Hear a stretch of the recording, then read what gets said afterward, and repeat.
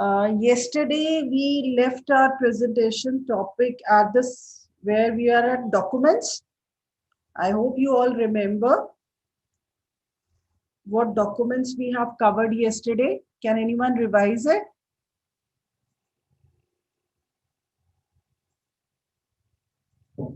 Okay, let me revise for you people. See, number one, the document which you need at the first for the licensing is Ayat Niryat Form 1. Now, Ayat Niryat Form 2 is for used for the any kind of a modification in future.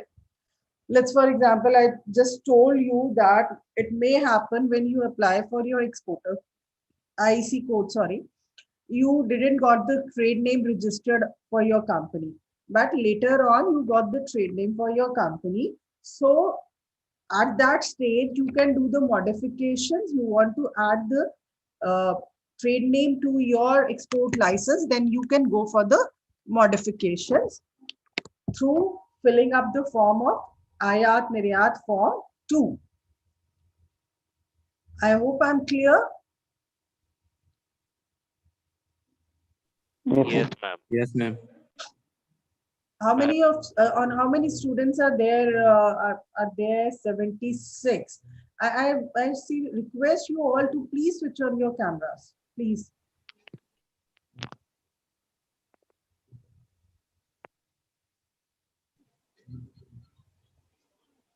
I request all the students. Your screen is not visible. My screen is not visible because beta I have shared the presentation, so it might happen that. Okay. Is it this PPT is not visible? Yes, ma'am. The PPT is Yes, not visible. ma'am. Okay. It was showing Rishu Bhalwat has started this. Okay. Let me share it once again. Let me share it.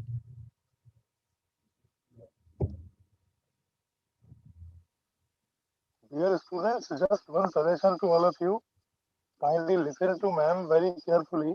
As I have already told you that we are going to set up an incubation center in the university.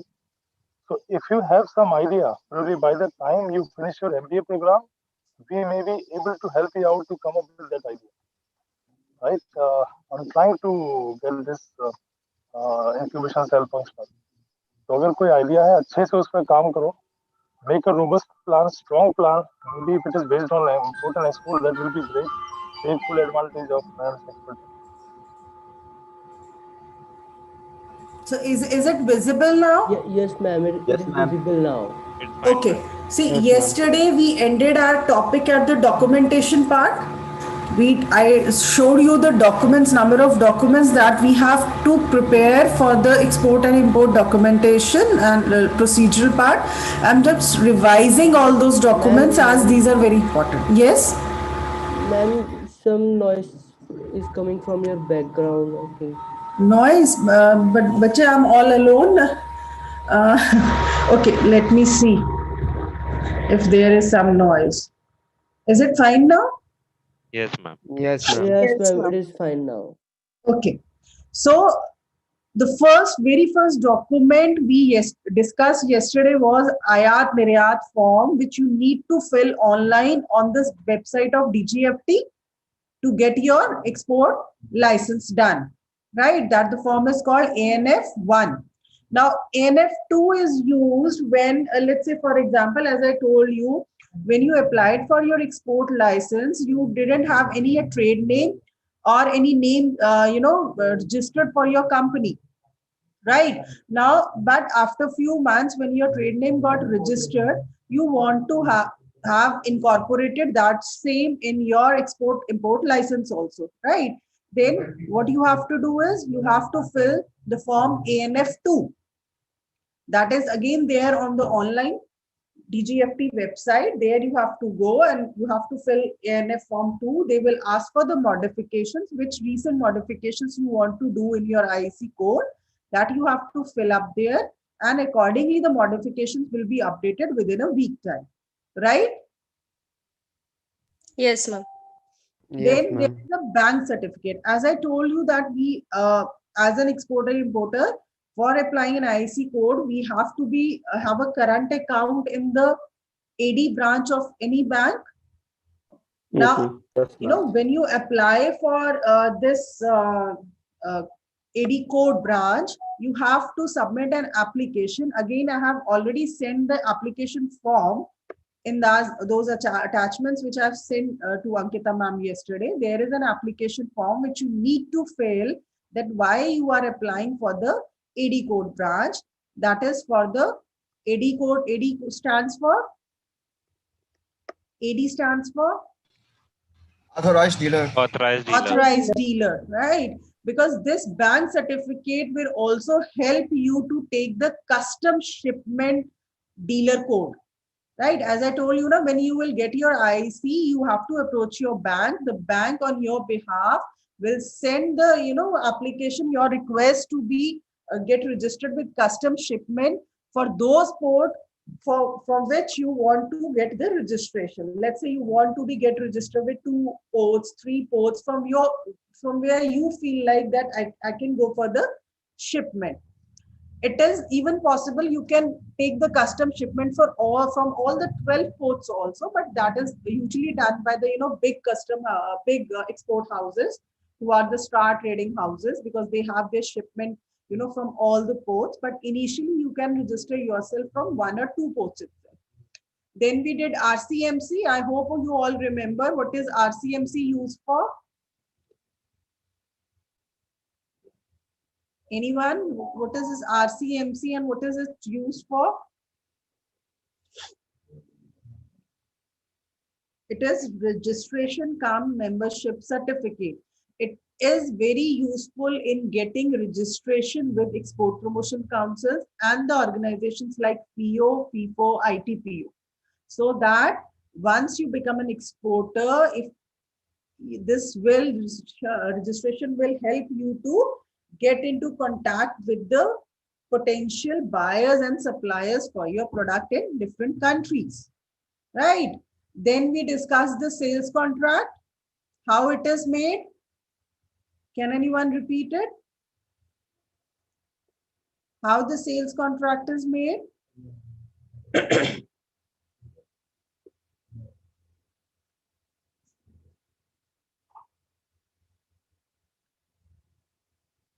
No one wants to discuss?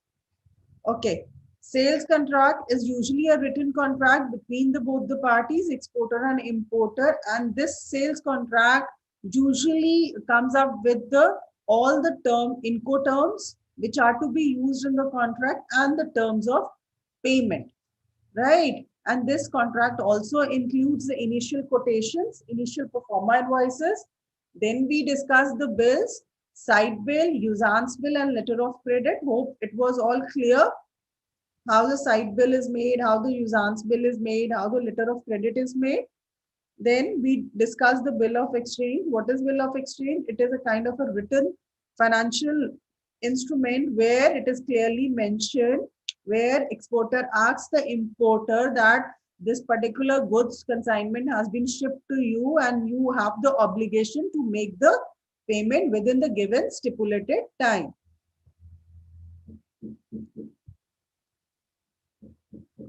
Then we discussed the purchase order, on which initially you have to obtain the order from your buyer. Then we discussed the commercial pro forma invoice, how it is made.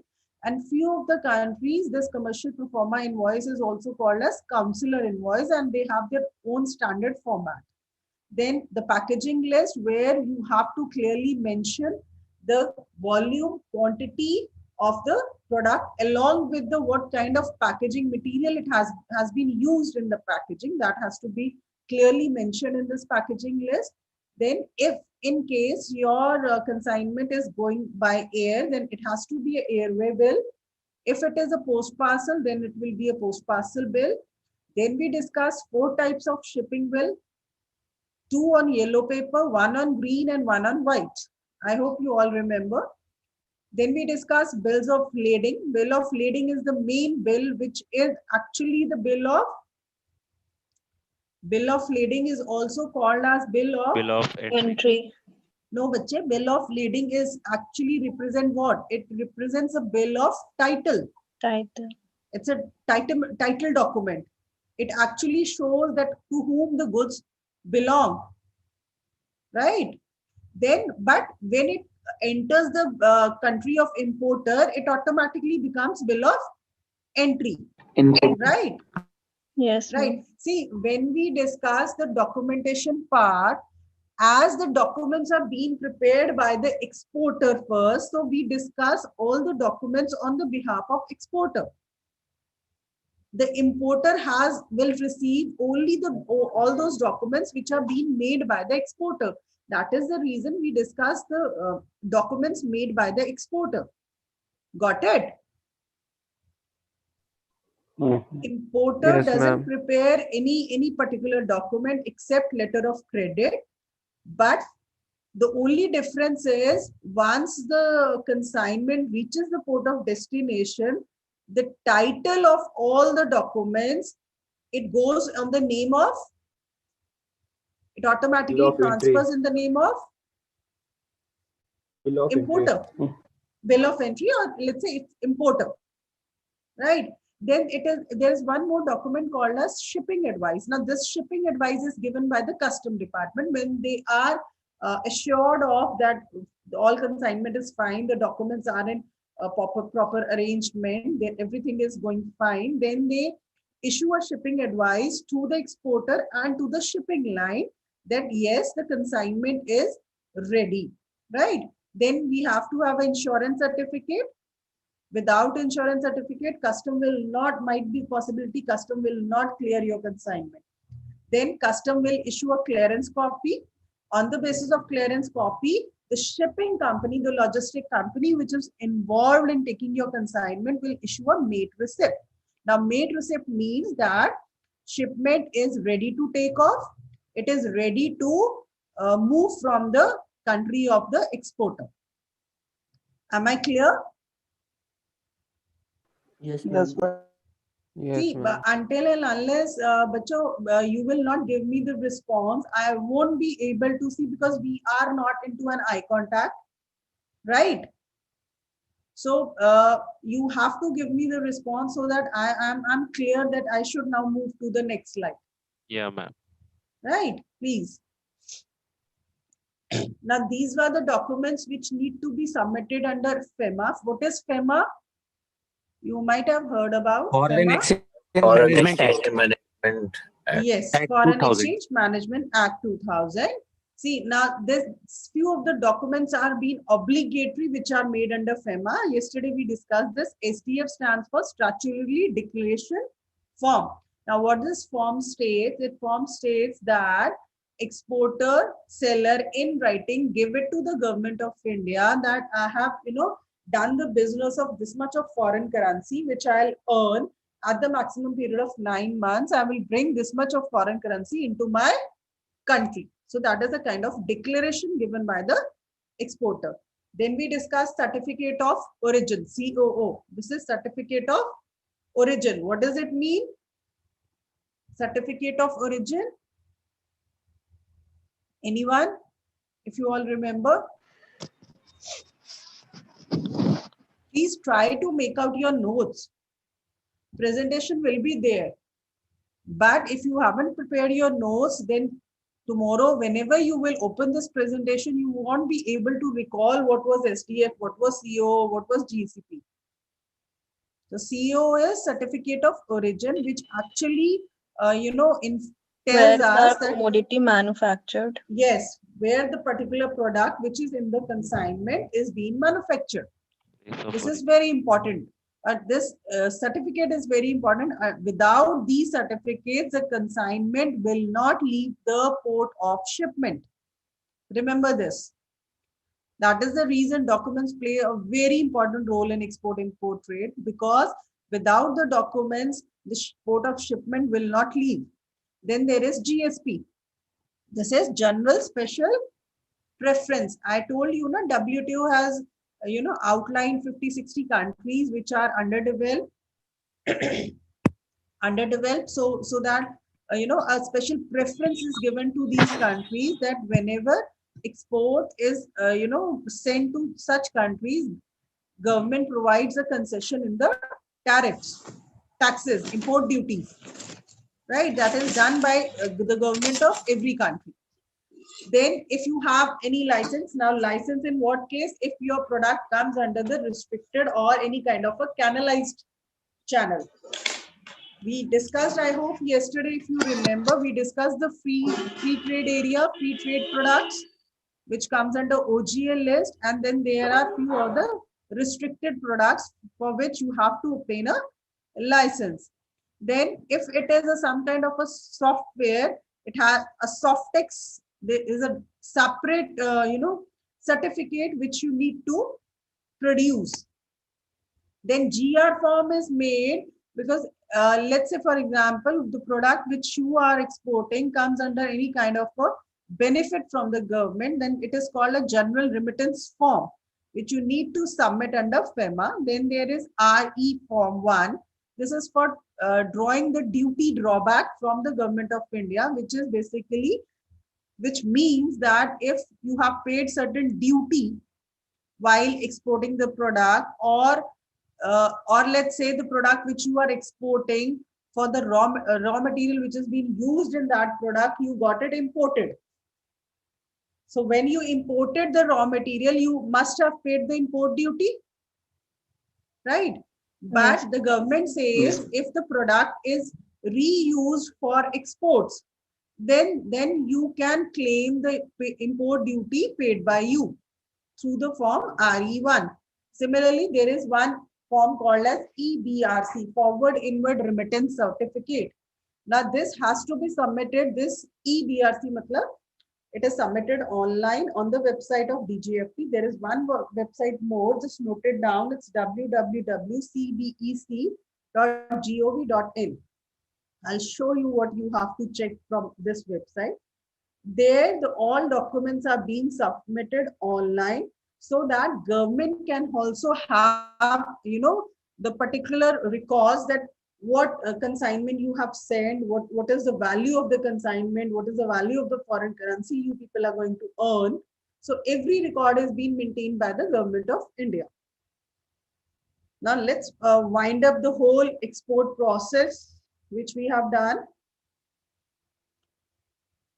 At the first level, you got the export order, right? Maybe by through your sampling, you have sent the sample, your product sample, to n number of buyers, potential buyers, and out of which one or two or any one buyer showed interest in purchasing your product, so you got the export order.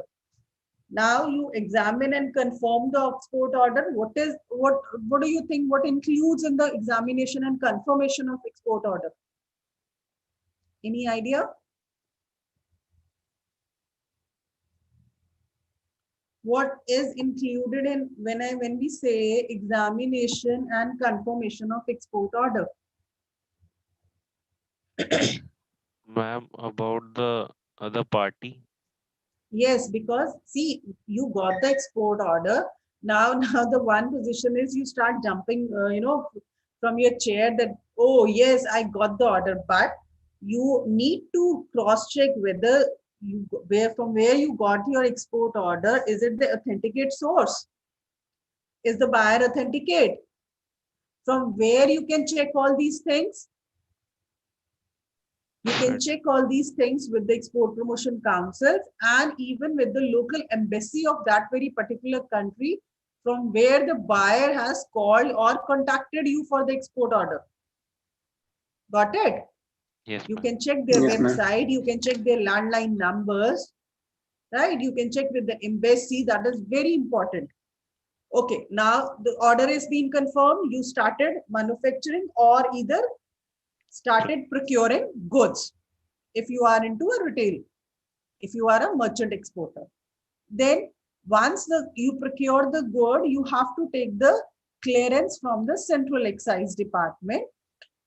One thing here you can do is, like, if you are a manufacturer, then you need to have a sales tax number, VAT, GST.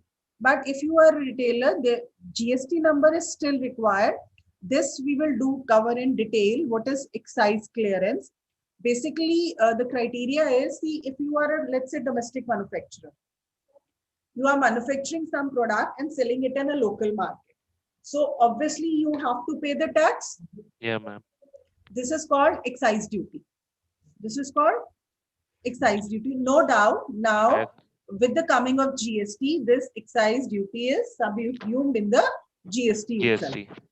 है ना, अब तो ये GST में चला गया. But Yes, otherwise the ma'am. criteria was, if you are a domestic manufacturer, you are producing things and selling it in the local market, you have to pay the excise duty. Excise duty. But still GST के आने से excise duty खत्म हो गया, but still you have to take the clearance. I'll tell you the complete process in the later part when you will cover the whole duties part, right? Then you got the all clearances, then you are ready for the pre-shipment inspection. Now this is very important. Pre-shipment inspection is once your goods are loaded in the warehouse, then unloading is done, loading on the truck or the train from the dry port to the main shipment port, the unloading is done again. So no, this is whole process of loading and unloading sometimes creates a kind of a chaos or a mess.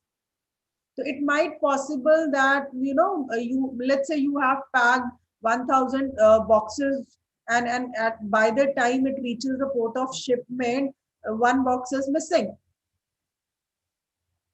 This may happen, right? Or let's say one or two boxes got damaged. Then what you have to do is, what will you do? You will send the shipment as it is? No, No, ma'am. ma'am. We have No, replaced it. obviously No, no. ma'am. So pre-shipment inspection is very important, where you have to clearly check, you know, with all the export orders, samples, the initial, your sales contract, that everything is as per the written necessary documents. Then next stage comes where if you are into a business where you think so that you have the capacity of appointing a custom forwarding agent instead of doing every paperwork at your own, which is sometimes become a very, you know, a burden kind of a thing. Because being a businessman, you have to think of other things also. You know, for you, getting a buyer is much more important rather than doing only the paperwork, right? So Yes, ma'am. getting the buyer is much more important. This all documentation work can be done by a CFA also or by a custom broker also. You just need to spend some amount of money.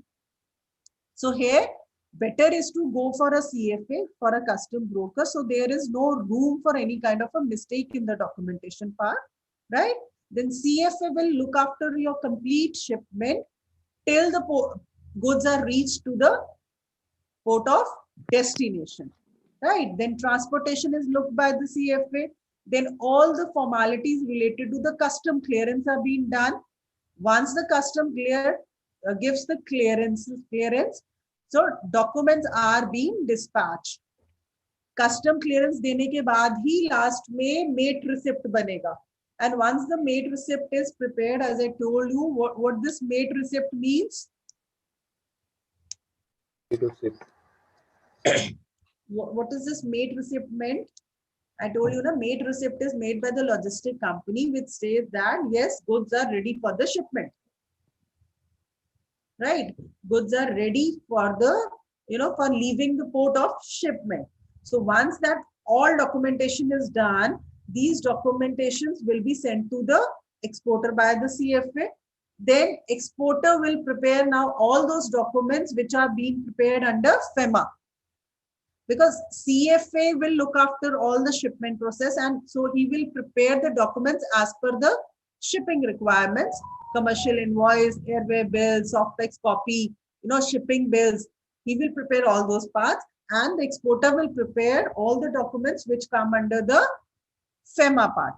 Then once the whole file is complete with the documentation part, the exporter will present those documents to his which bank? What the bank of exporter is called? Exim. Hey, bache, it's not Exim. Issuing bank.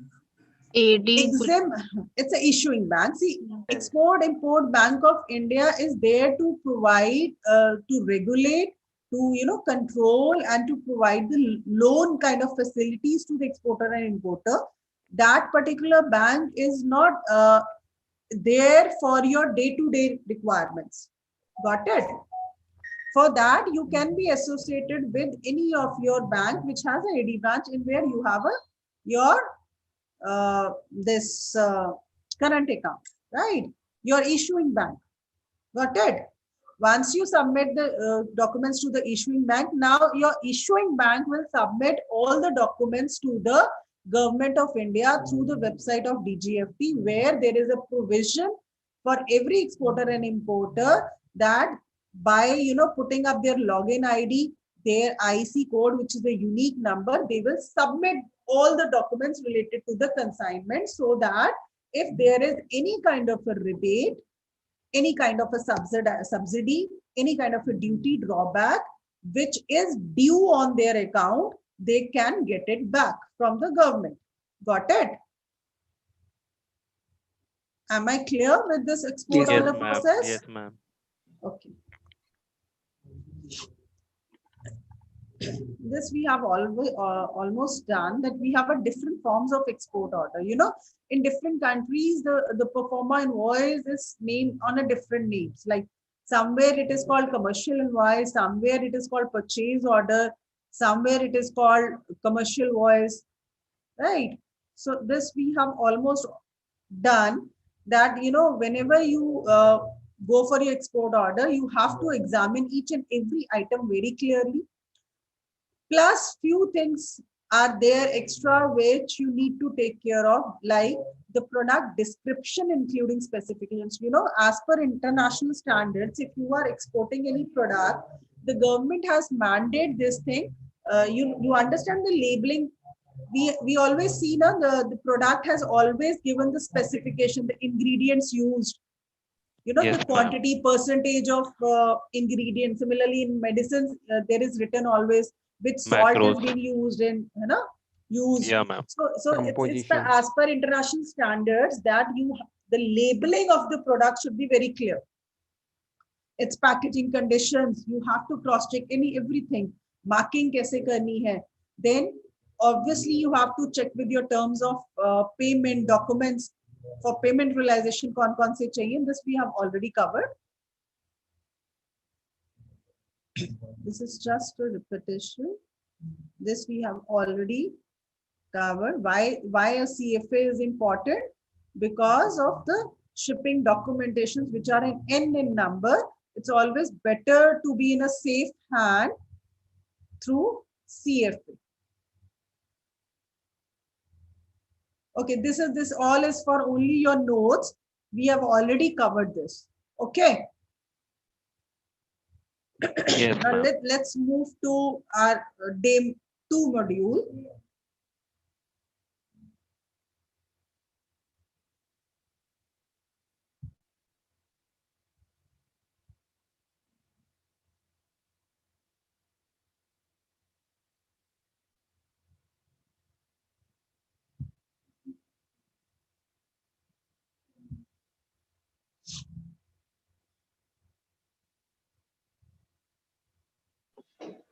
Ma'am, first stop the screen share, then again share. Is it visible? No, Module ma'am. 2? No. No, Okay. ma'am. I No, think ma'am. the previous one is still shared now. Yeah, ma'am. You have to stop that. Okay.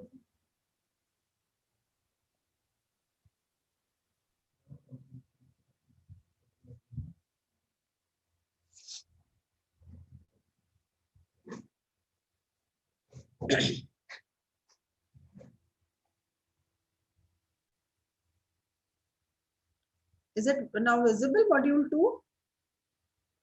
It's coming, ma'am. Not yet started. Now? Yes. No, ma'am. No, ma'am. The message I'm getting is your screen sharing is paused. Why Ma'am, so? ma'am, you have to start again.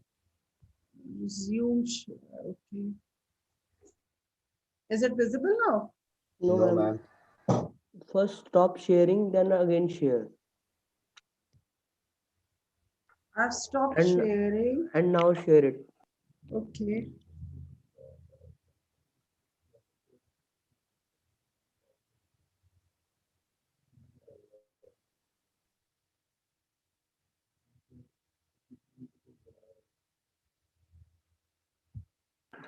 Is No, it fine ma'am. now? Is it No. No, visible? ma'am. No, No, ma'am. ma'am. Just hold on then. Sir, देखना जरा मेरी file में visible हो रही. Just hold on. I have asked for the help.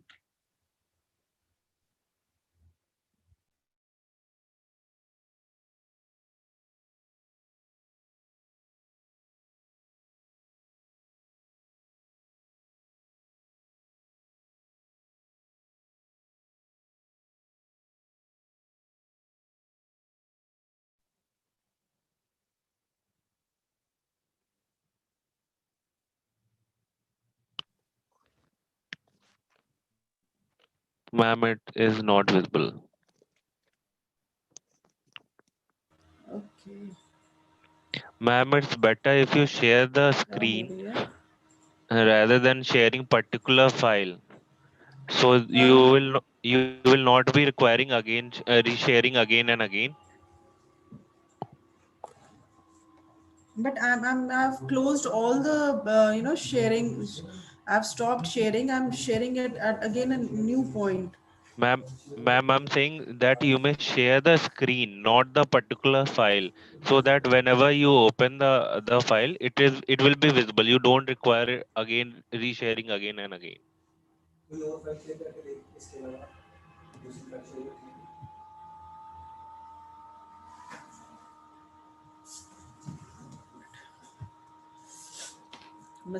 मैं stop sharing कर रही हूँ.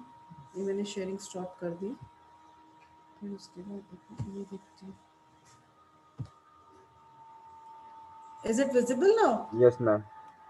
Yes, ma'am. Okay. Okay.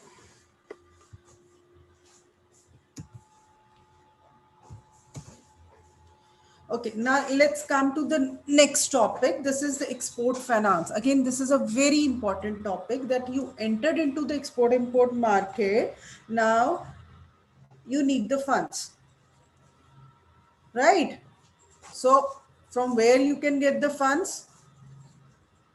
From where you can get the funds for your export import business? Bank. Bank. It Bank, can be ma'am. a commercial bank. It can be an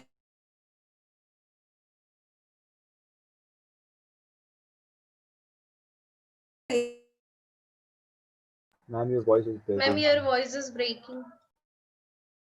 You are not audible, ma'am.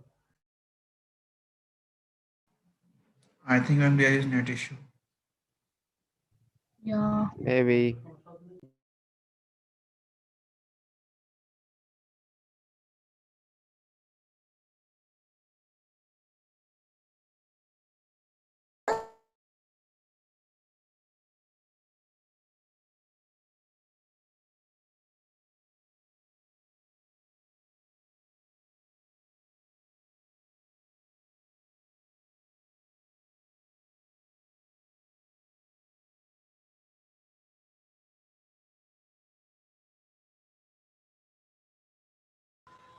Am I audible? Yes, ma'am. Ma'am, now you are Yes, audible. Yes, ma'am. ma'am. Now you're there. I think I lost the connection somewhere.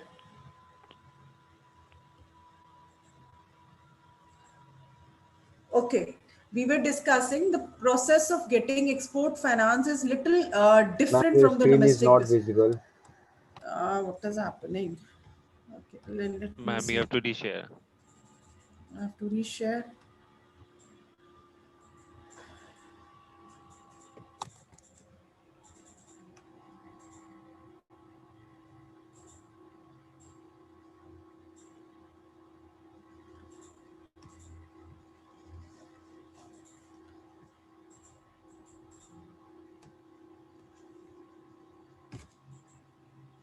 Sir आना जरा एक minute Nitin देखना क्या हुआ है.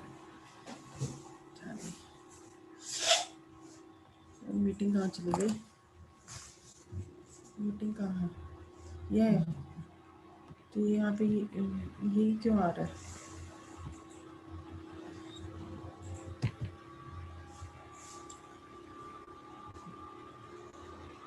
Meeting तो चल रही है. Am I audible? Yes, ma'am. Okay, Yes, ma'am, but you are I'm not audible. able to share my screen. Okay, just wait for a few seconds.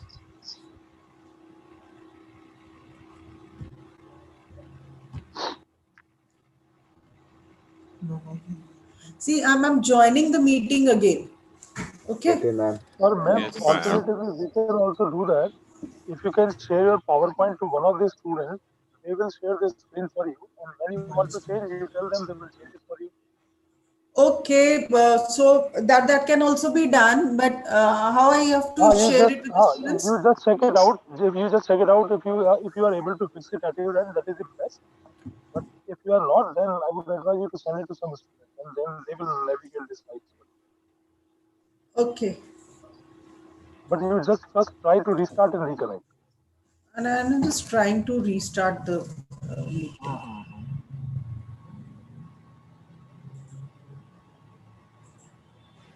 ये तो चल रही है ना? ये बंद नहीं हुई.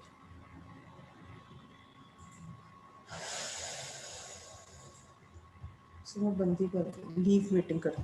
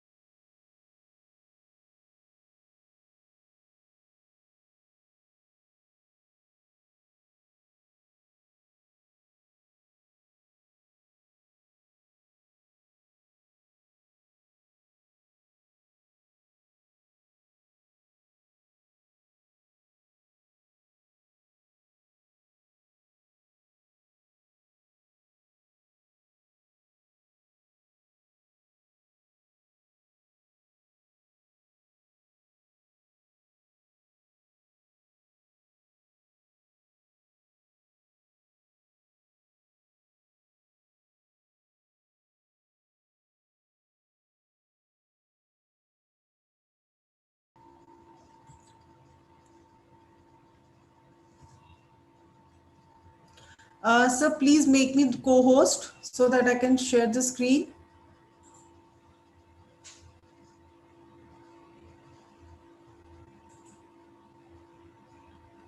Sir?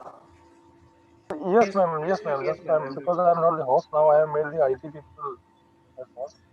So I think I cannot make you co-host. Let me call just. Yes, sir. Yes, ma'am. You are the co-host right now. Okay, okay.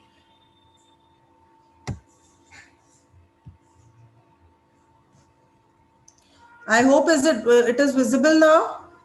It is visible, ma'am. It is visible. Okay. Yes, ma'am. Okay. So we were discussing the export finance. As I said, it is little different from the domestic loan taking process. What the main difference is, here the finance is taken, loan is taken on the basis of either pre-shipment or in the form of post-shipment. Now pre-shipment says that you got the order, but you are into the manufacturing, or maybe you are procuring the goods, but you don't have the money to ship the products. So you can go for the pre-shipment finance. Now, what type of pre-shipment finance options are available? One, you can go for the packing credit. See, all these credits are given once you produce your letter of credit, or once you produce your standard contract which you have made with your buyer, where where the bank has got the confirmation that yes, this particular seller has got the order has been confirmed, LC has been made, now he really needs some money to send the shipment consignment to the buyer, right? So the first form of pre-shipment finance is the packing credit, which says that you need the money for get all the packaging done for as per international standards, because it is again a little expensive kind of a thing, where you need to have that much of working capital with you, where you can package the goods as per international standards. Or maybe there are few products, or the products which is being sold by you needs an extra packing facility, so you can have a packing credit. Then you can have advance against incentives. Now this is again a credit method, where your product comes in the category where government of India will provide you incentive for exporting the product. So that incentive which you will get after sending the product, you can ask it before sending the product, same product, so you can get the advance against incentive. then you can even avail the credit facility in foreign currency also, if you wish. If you have any such kind of a requirement where you need to spend the money for sending shipment in foreign currency, then even the bank can give you this facility where you can have a foreign currency, before you get the payment from the buyer. Now, packing credit facility is usually given for the raw material processing. Let's say, for example, you for manufacturing the product which you are going to sell, you need a raw material for that particular product. You have to procure raw material and you need a credit. So you can go to the bank and ask for that. This is the copy of the order, this is the copy of the contract, LC, which I have made with the buyer belongs to this very country. Now I need money so that I can fulfill this order. So government is there, Exim Bank is there to provide you help at every stage where you have to send your order, so that there is no delay in your part for sending the order. For even a particular manufacturing process, you can ask for the credit. For meeting the cost of warehouse, keeping the product at the warehouses, it's again a very costly affair. You have to look into the time period. Let's say, for example, buyer said that by March you have to fulfill the order. Now, once the order is fulfilled, it's manufactured, buyer said, I'll pick the goods by October. You just keep them there. I'll tell you when you have to send the shipment. Now, from March to maybe June or July, 2-3 months, you have to keep the product in the warehouse. You have to wait for the buyer's approval for sending the material. Then you need a warehouse. Then for the processing and packaging of the goods and for the shipment. So it is kind of a packing credit which you can get for each and every step of the export order processing. Now, how it has been given? You have to give the formal application of a loan along with the copy of letter of credit to the bank. It can be given on the basis of running account facility. What is this running account facility? That you have already your current account with that particular bank, which is there in the bank, and LC is not there, you are showing, but an authenticate copy of the purchase order or an invoice is there, but LC is not made, maybe because the mode of payment is side bill or usance bill, so there was no need for preparing LC. So loan can also be given on your already existing running account, right? Then obviously you need to have a good track record of repayment to the bank for getting loan. The period for such loans never exceed 180 days. So government believes then once you procure the goods, once you manufacture the goods, your shipment is ready, 180 days should be the maximum time period for taking payment from the buyer. You should not delay your payment from the buyer for more than 180 days, so that once you receive the payment from the buyer, you give it back to the bank. So as such, there is no fixed, any thumb of rule, fixed criteria for providing the loan. It is always based on the need of the exporter, whether he needs at the starting stage, whether he needs at the shipment stage, whether he needs the loan for packaging. At whatever stage he needs the help, government is there for the packing credit. And it is always a concessional rate of interest for the exporters for providing this loan. Then, as I told you, advance against incentive is there when the particular export is covered under the scheme of any kind of a duty drawback or incentive by the government. So government thinks that, like, fine, after once you will do the export, you are eligible for this amount of incentive. That particular amount of incentive can be given to you prior to the getting the payment from the buyer. So this is basically covered under the duty drawback system. Then there is always the facility of pre-shipment credit in foreign currency. As I told you that you need to maintain a very high standards in terms of packaging your goods. Now, Ma'am, may I request you to please re-explain the duty drawback system? Yeah.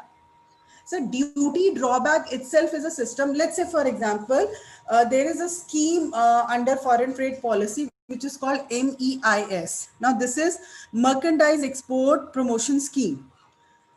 Now, this scheme covers, let's say if I talk about textile industry, so this scheme covers 369 varieties of textile. Now, government says that if you are exporting this particular item which comes under the scheme of government, now scheme of government, I say scheme of government, it means that government also keen in promoting the export of this very particular product. And you are exporting the same product. So government says, because we are also promoting the export of same product, and you are also exporting that very product which we are keen to, enhance the export, you are entitled for some benefits. You are entitled for some incentives. Those incentives are covered under the scheme called as duty drawback. Now, duty drawback says that whenever you have been to apply a duty, whenever you are there, you have to pay a duty for that very particular product. You will get the whole duty. You can, get the remittance of that duty paid. I Okay, hope okay, I'm got it, clear. ma'am. Got it. Got it. So it's a kind of a duty drawbacks. Let's say, for example, there is one product. If we talk about, let's say, gold. Now, what is the criteria of gold? Like, we first import it in the form of raw form, and then we export it in the form of finished jewelry. Same is the case with applied with the gems. So when you are importing the product, you have to pay at certain duties that we will discuss in detail.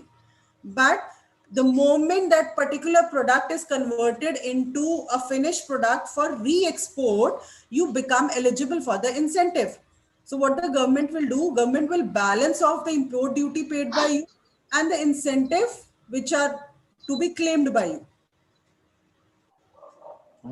Got it? Got it, ma'am. Got it, ma'am. Thank you. Okay.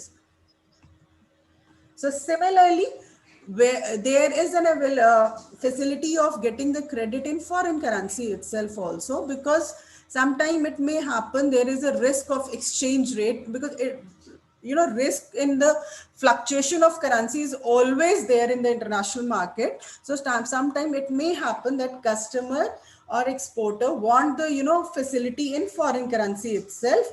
He don't want to take a risk of currency fluctuation, so he can ask from the government to provide him the packing credit in the foreign currency itself. But this is usually done by the only large export houses or the units which comes under the SEZ. Students, have you heard about the SEZ, special economic zones? Yes, ma'am. Yes, Anyone ma'am. can you give me a little idea what is special economic zones?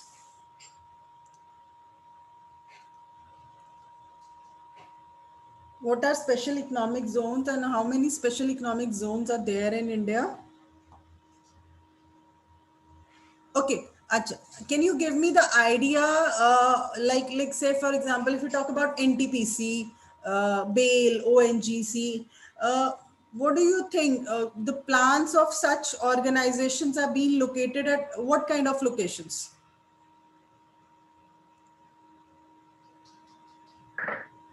Ma'am, SCZs are those where economic concessions and benefits are given. Exactly. These are the zones made by Government of India. Usually you will see all these And zones backward are lie areas. in the remote areas. Yes. Remote areas of the country, where the purpose is one, to bring all one kind of manufacturer trader under one umbrella, so that the benefits of transportation, benefits of procuring raw material suppliers can be assessed from one area itself. Then to that zones, government always provides special kind of benefits in terms of incentives, in terms of subsidies also. Right. So usually the larger export houses, which are into like 100% export trading houses, they usually covered under SEZ policies. Right. Okay. Then there is a post shipment credit facility also available. Now post shipment says कि आपके पास you have enough money to send the shipment, आपने shipment भेज दिया. Now when you send the shipment, the buyer said I will pay the clear your dues after, let's say, 3 months or 4 months. It is all there in your contract. You have prepared an LC, or it is a usance bill where you buyer got the time period of maybe 90 days or more than 90 days to clear your dues. Now meanwhile you got the second order, but you haven't received money yet from your first buyer. So in that case also, government provides you with the facility of post shipment credit, where government says it's fine. The meanwhile you get your payment from the buyer, you can take a loan from the government of India, so that you are in the position of running your business. It's a kind of a working capital which you need until your payment is received. You can, so that you are in a position to fulfill your second order. Is it clear? Yes, ma'am. Then in this post shipment credit facility, the period of finance is usually 180 days after submitting of documents. You send the shipment, your documents are prepared, you submit your documents to the bank, and the day you submit your banks, from that day till 180th day, anytime you can ask for the post shipment credit facility, so that you are able to fulfill your further second or third order, right? Let's come to the insurance part. Yesterday we discussed insurance, that insurance is something which the exporter and the importer both need to take. Exporter can't rely completely on the importer. Similarly, even importer can't rely completely on the exporter, that it's fine, exporter has done the insurance, so I need not to take insurance. Importer always insures the good at first place, but the exporter also has to insure the products. Apart from these two insurances which seller and the buyer takes, there is another insurance called as marine insurance, which usually the shipping line and the logistic company which you have hired for your services, they procure it, right?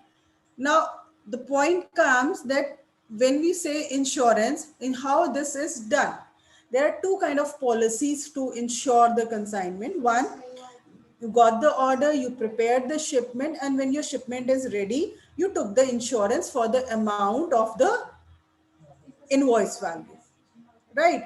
Then there is another criteria of taking the insurance as an open policy. Now open policy similarly works like your medical policy. Medical policy हम लेते हैं हर साल. If anyone has an idea, has anyone taken the medical policy? Have you done your medical insurance?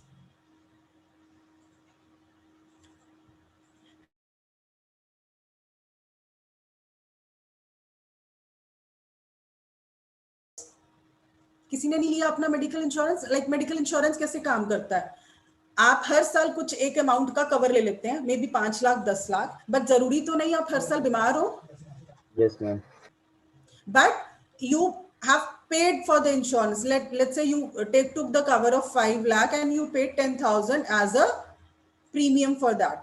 अब वो premium आप एक तरह से आप समझेंगे कि ये वेस्ट जा रहा है, क्योंकि मैं तो हर साल बीमार हो ही नहीं रहा. बट जिस दिन आप बीमार होंगे उस दिन आपको 5 लाख का पूरा कवर मिल जाएगा. So similarly, this open policy works.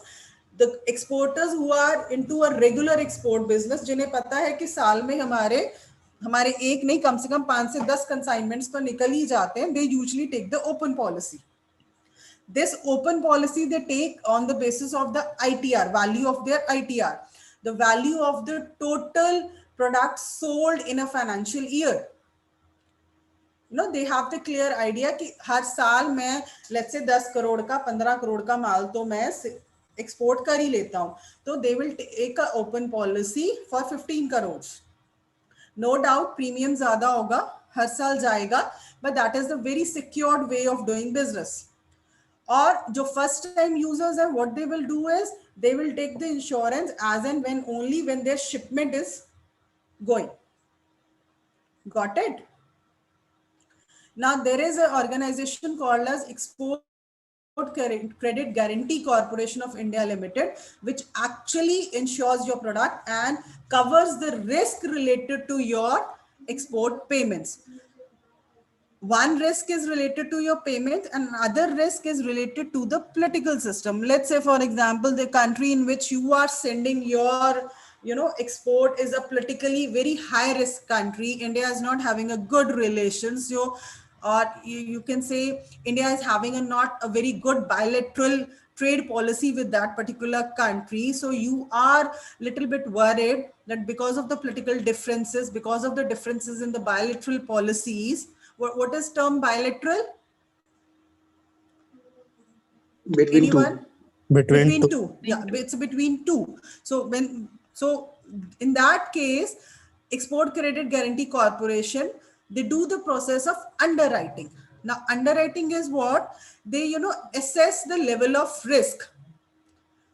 दो लेवल पे रिस्क असेस किया जाता है. One, the country in which you are sending your export, whether that country is safe country, what kind of relations, political relations that country has with India. So that is the way of assessing the risk which ECGC do. And second, on the basis of underwriting done on the basis of buyer which you have chosen. What is the position of your buyer in his own current country, what kind of buyer he is. Fraud तो नहीं है, कोई default तो नहीं किए हुए उसने payment में. तो ईसीजीसी ये दो बेसिस पे अंडरराइट करके आपके रिस्क के आपके कंसाइनमेंट के रिस्क को असेस करके दे issue you the insurance and accordingly they give you the cover. Usually the cover given is approximately 80% of the total value of the consignment. Why 80%? Why not 100%? Even 100% are covered, but usually it lies between 70 to 80%. Reason being, because you always claim insurance for on the basis of your invoice value, right? Whatever value you have mentioned in the invoice that I'm selling this much volume of product at this much price.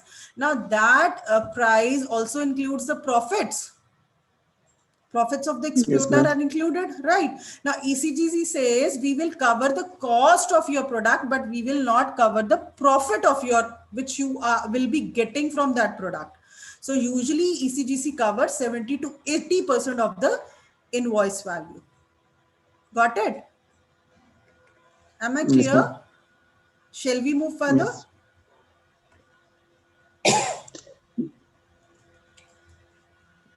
This is one website called www.cbes.gov.in where you can directly put up the product and automatically the rate will come in the drop down list that this particular product comes under this particular duty. From there you can calculate. Shall I show you or you will do it at your own? Show it, ma'am. Sure. Okay.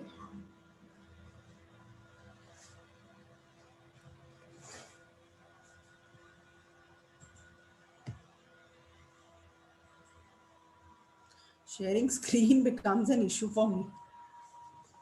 Ma'am, you can share your desktop. Okay, I can share my desktop.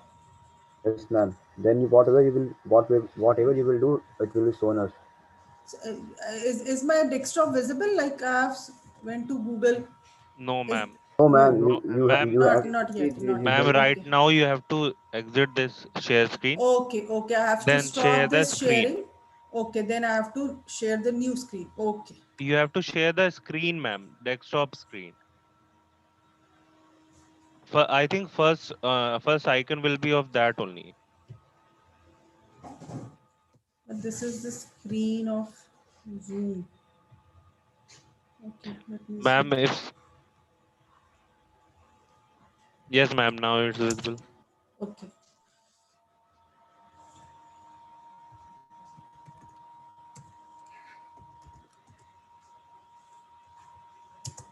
This is basically the Central Board of Taxation and Customs, cbic.gov.in. Here, well, when you will go to the customs, is it visible? Yes, ma'am. Yes, ma'am.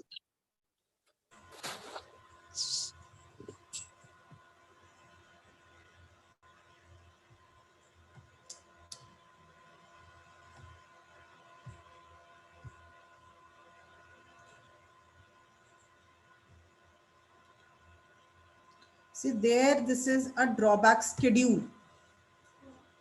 See, you can see drawback schedule for 2021, 1920, 2018, 19. For every year, all the duty drawback schedules are being given.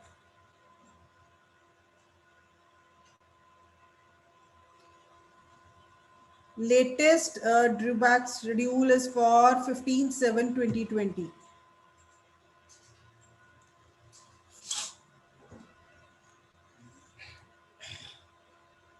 No, this is a circular.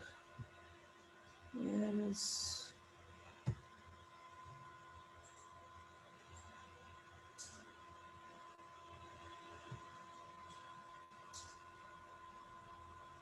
This is circular notification.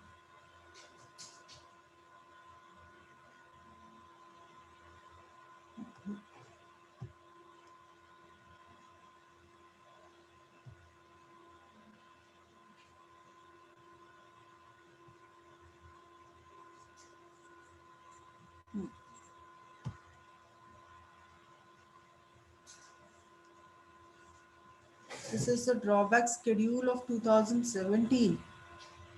Okay. See here, is it the screen is visible? Yes, ma'am.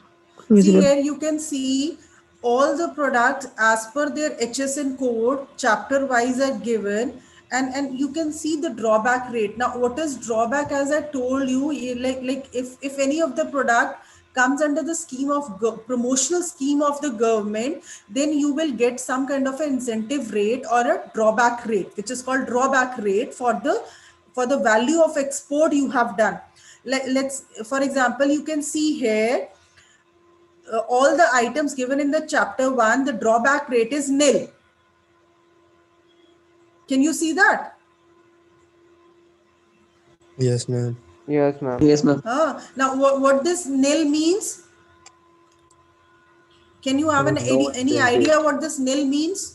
no concession.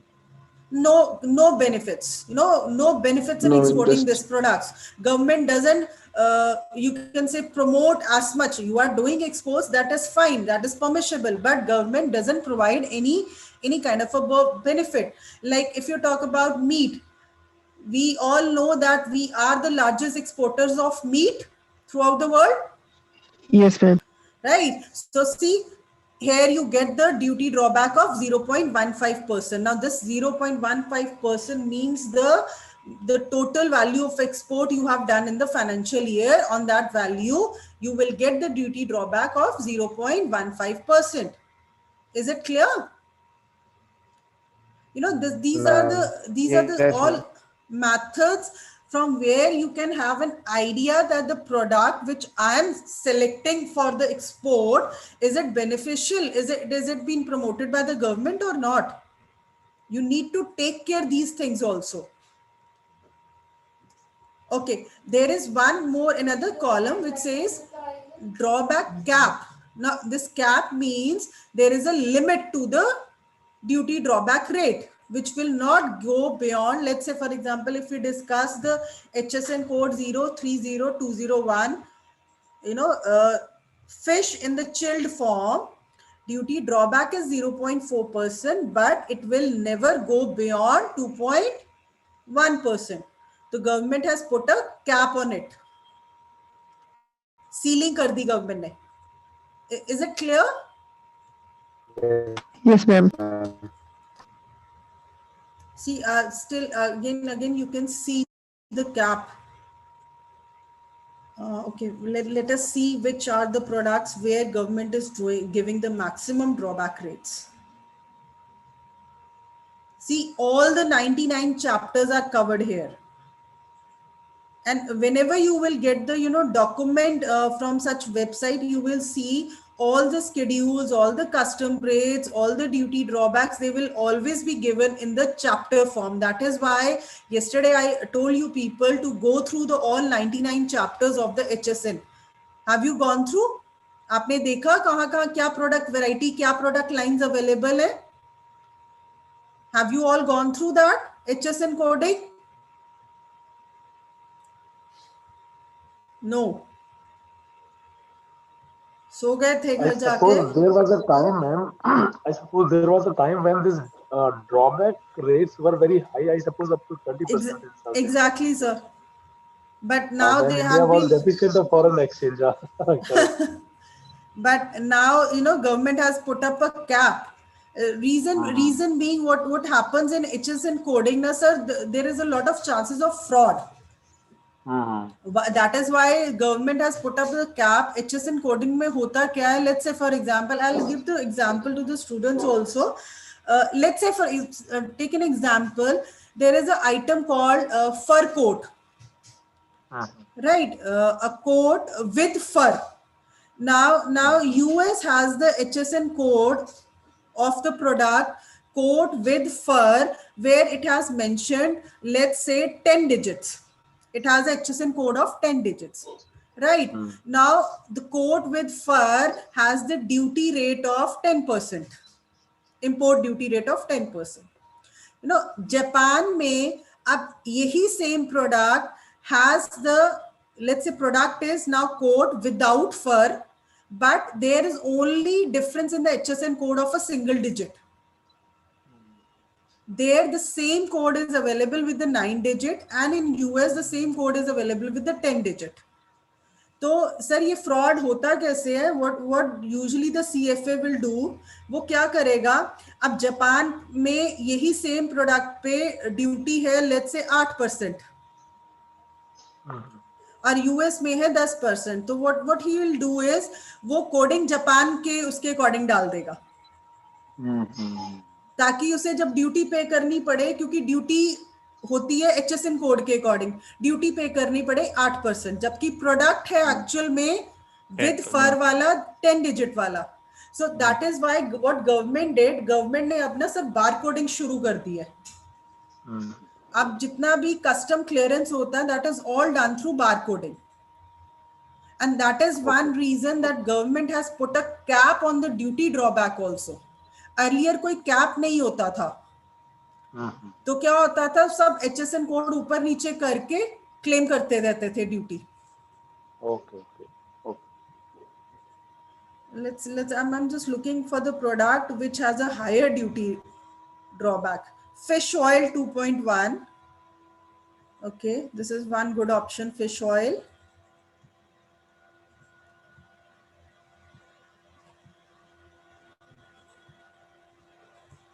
But it's almost for every product it is 0.15% itself.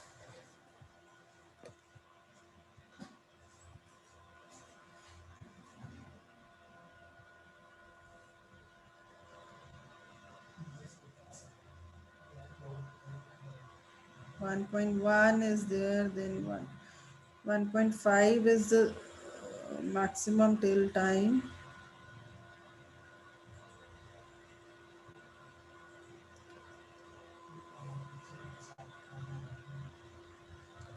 .5% is the maximum amount I can see. Ma'am, chapter 33, ma'am, perfume agarbatti 3.7 drawback rate. Chapter 33? Yes, ma'am. There was 3.7, yes, ma'am, there. 3.7, ma'am. Perfume agarbatti incense. Perfume agarbatti. So this is again a good option. Okay, the point is you people are clear now how to check it? Yes, ma'am. Okay, Yes, now yes, let's move further.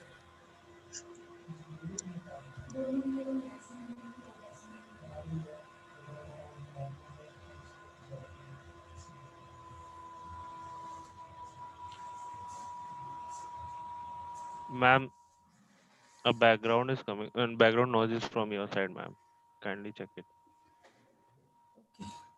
भाई please आवाज नहीं करो, वो अब जाती है आवाज वहां पे.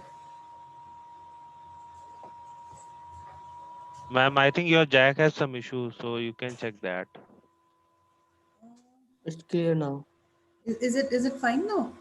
No, No, ma'am. No, no, ma'am. ma'am. No, Again. ma'am. Ma'am, when you are speaking, then it's coming. But I don't know, but I Ma'am, can't you hear can any plug kind of in a and plug noise. out again. Ma'am, you can plug in and plug out again. But I can't hear any kind of a noise at my own end. Mm, yes, ma'am. See, Now is it's it fine. fine now? Yes, ma'am. Much better. No. Okay. Okay. Let me give you a brief idea. What was the scenario of taxes, export and import duties before GST? We all know that we discussed in the morning also. If let's say you are a domestic manufacturer, you are manufacturing a product in India and selling it in India itself, what you need to pay in the tax form? Excise, ma'am. Excise duty, right? VAT. अब situation ये आती है कि आप manufacture India में कर रहे हैं but you are not selling the product in India. Fine. What is the situation that no doubt you are producing the goods in India but you are not selling the product in India. Now in this case, are you liable for paying any duty? Yes, What do ma'am. you think? Still Yes. you feel Yes, you ma'am. have to pay the duty? Why? Ma'am, because goods has been produced in India and they are moving.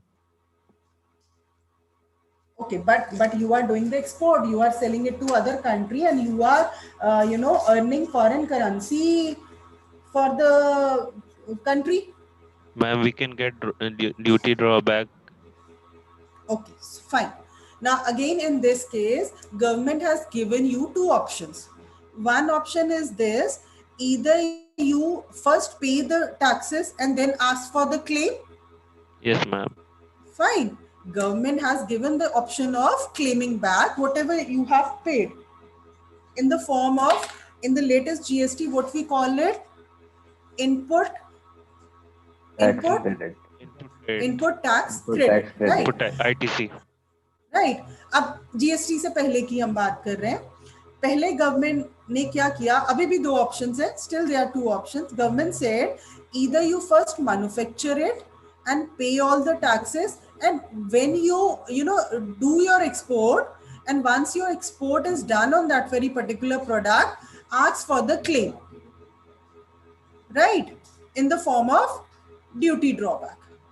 Other way out is you do the manufacturing, you do the exports, and we will automatically charge whatever duties or excise are applicable from the value of export you have done.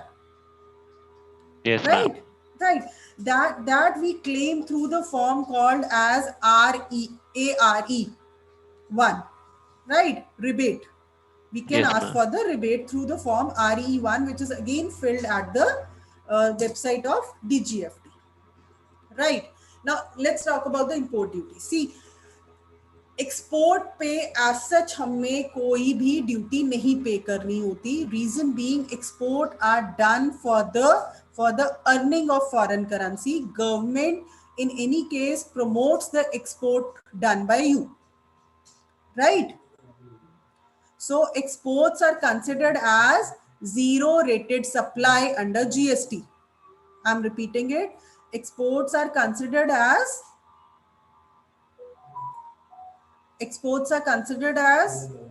Zero rated. zero rated supply under the GST.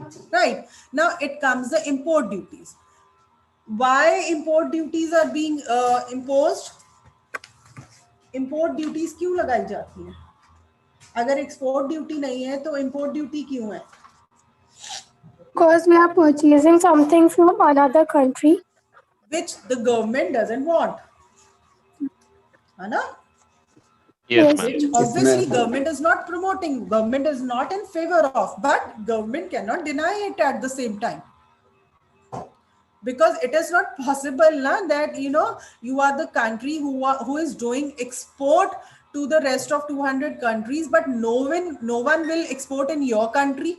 Is it that possible? No, ma'am. No, ma'am. Obviously no, because international trade is a kind of a two-way system. if you are exporting something to other country, the other country will also be exporting some material to your country. Yes, ma'am. Yes, Right. ma'am. But every government wants to, curb imports and increase exports, which is practically not feasible. But yes, every government also at the same time to at least have a proper balance of payment where our export value should be more than the Import. imported value, right? That you will cover in the aspects of balance of payment. Sir, have they done this all balance of payments and accounts? Ma'am, we have little idea Ma'am, we about have it. knowledge about that little bit. Yes, Okay, little bit knowledge of it. Yes, Like ma'am. balance of payment is basically an account maintained by a Reserve Bank of India, where all the accounts are being maintained, that in a financial year how much foreign currency we have earned in the form of exports, and even through other methods like through joint ventures, through FDI, right? And how much currency we have lost in the process of imports, right? So that is a kind of a balance of payment where we always try to stuck a position where the value of export should be more than the value of imports. Now let's come to our import duties. Now import duty may one, the very important is, which is still there even after the application of GST, is basic custom duty. Yes, ma'am. Now, this basic custom duty goes from 5% to 45%, which says that whatever you are importing, you are liable to pay certain duty. In case of the products which government is completely a no-no from the government, less the Chinese product, the basic custom duty can go up to even 200%. This is completely in the hand of the individual government, right? To change the value of basic custom duty. Usually it is not beyond 40%, but in few cases where government wants to fully stop the particular import of a particular product, government can exceed it up to 100%, 200% also, right? Now, next is countervailing duty. Now, as I said, you manufactured a product in your own country and you sold it in own country. Then in that case, government would have earned excise duty and government would have earned sale tax also from you. Yes, ma'am. है ना, क्योंकि आपने बेचा भी अपनी country में, but अब क्योंकि आपने प्रोडक्ट बनाया तो अपनी कंट्री में, but you sell it to the other country, right? You didn't pay the sale tax, or which is actually the VAT. So what will happen? The government will put a countervailing duty on you. CVD. Or in any other cases, right? Say for example, you imported a product, right, which you can have availed from your own country also, पर आपने किसी दूसरी country से import करवा लिया, चाहे वो further export में यूज होना था, तो उसका जो सेल टैक्स वैट आपने यहाँ पे देना था, तो गवर्नमेंट ने कहा come now fine, you imported the product, now give the countervailing duty for that. It's basically equivalent to the sales tax, and it is not more than 4%. Then there is a special additional duty. This special additional duty is charged when you import those products which are hugely available in your country, but you are getting at a less price from some other country, so you didn't purchase it from your own country. Got it? Then you have to pay a special additional duty up to 4% also. And what about anti-dumping? You might have heard about this term, anti-dumping.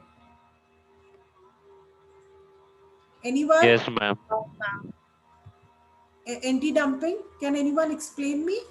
Ma'am, this duty is because a particular foreign country is sending their products to our country, so it is basically for resistance to not to Exactly. send the particular products in our country, as we have already a market here. Exactly. What this dumping means? See, layman language में dumping क्या होता है?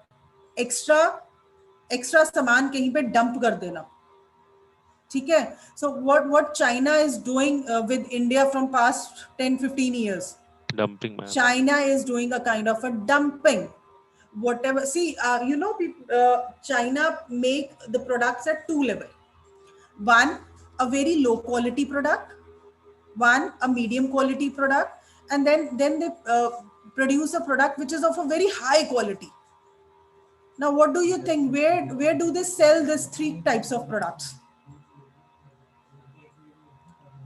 Ma'am, low quality in India. Low quality in India. Exactly. They sell the low quality product which is very cheap in price, and they know, Indian customer will go after the cheap and duplicate copy of iPhone, duplicate copy of Samsung.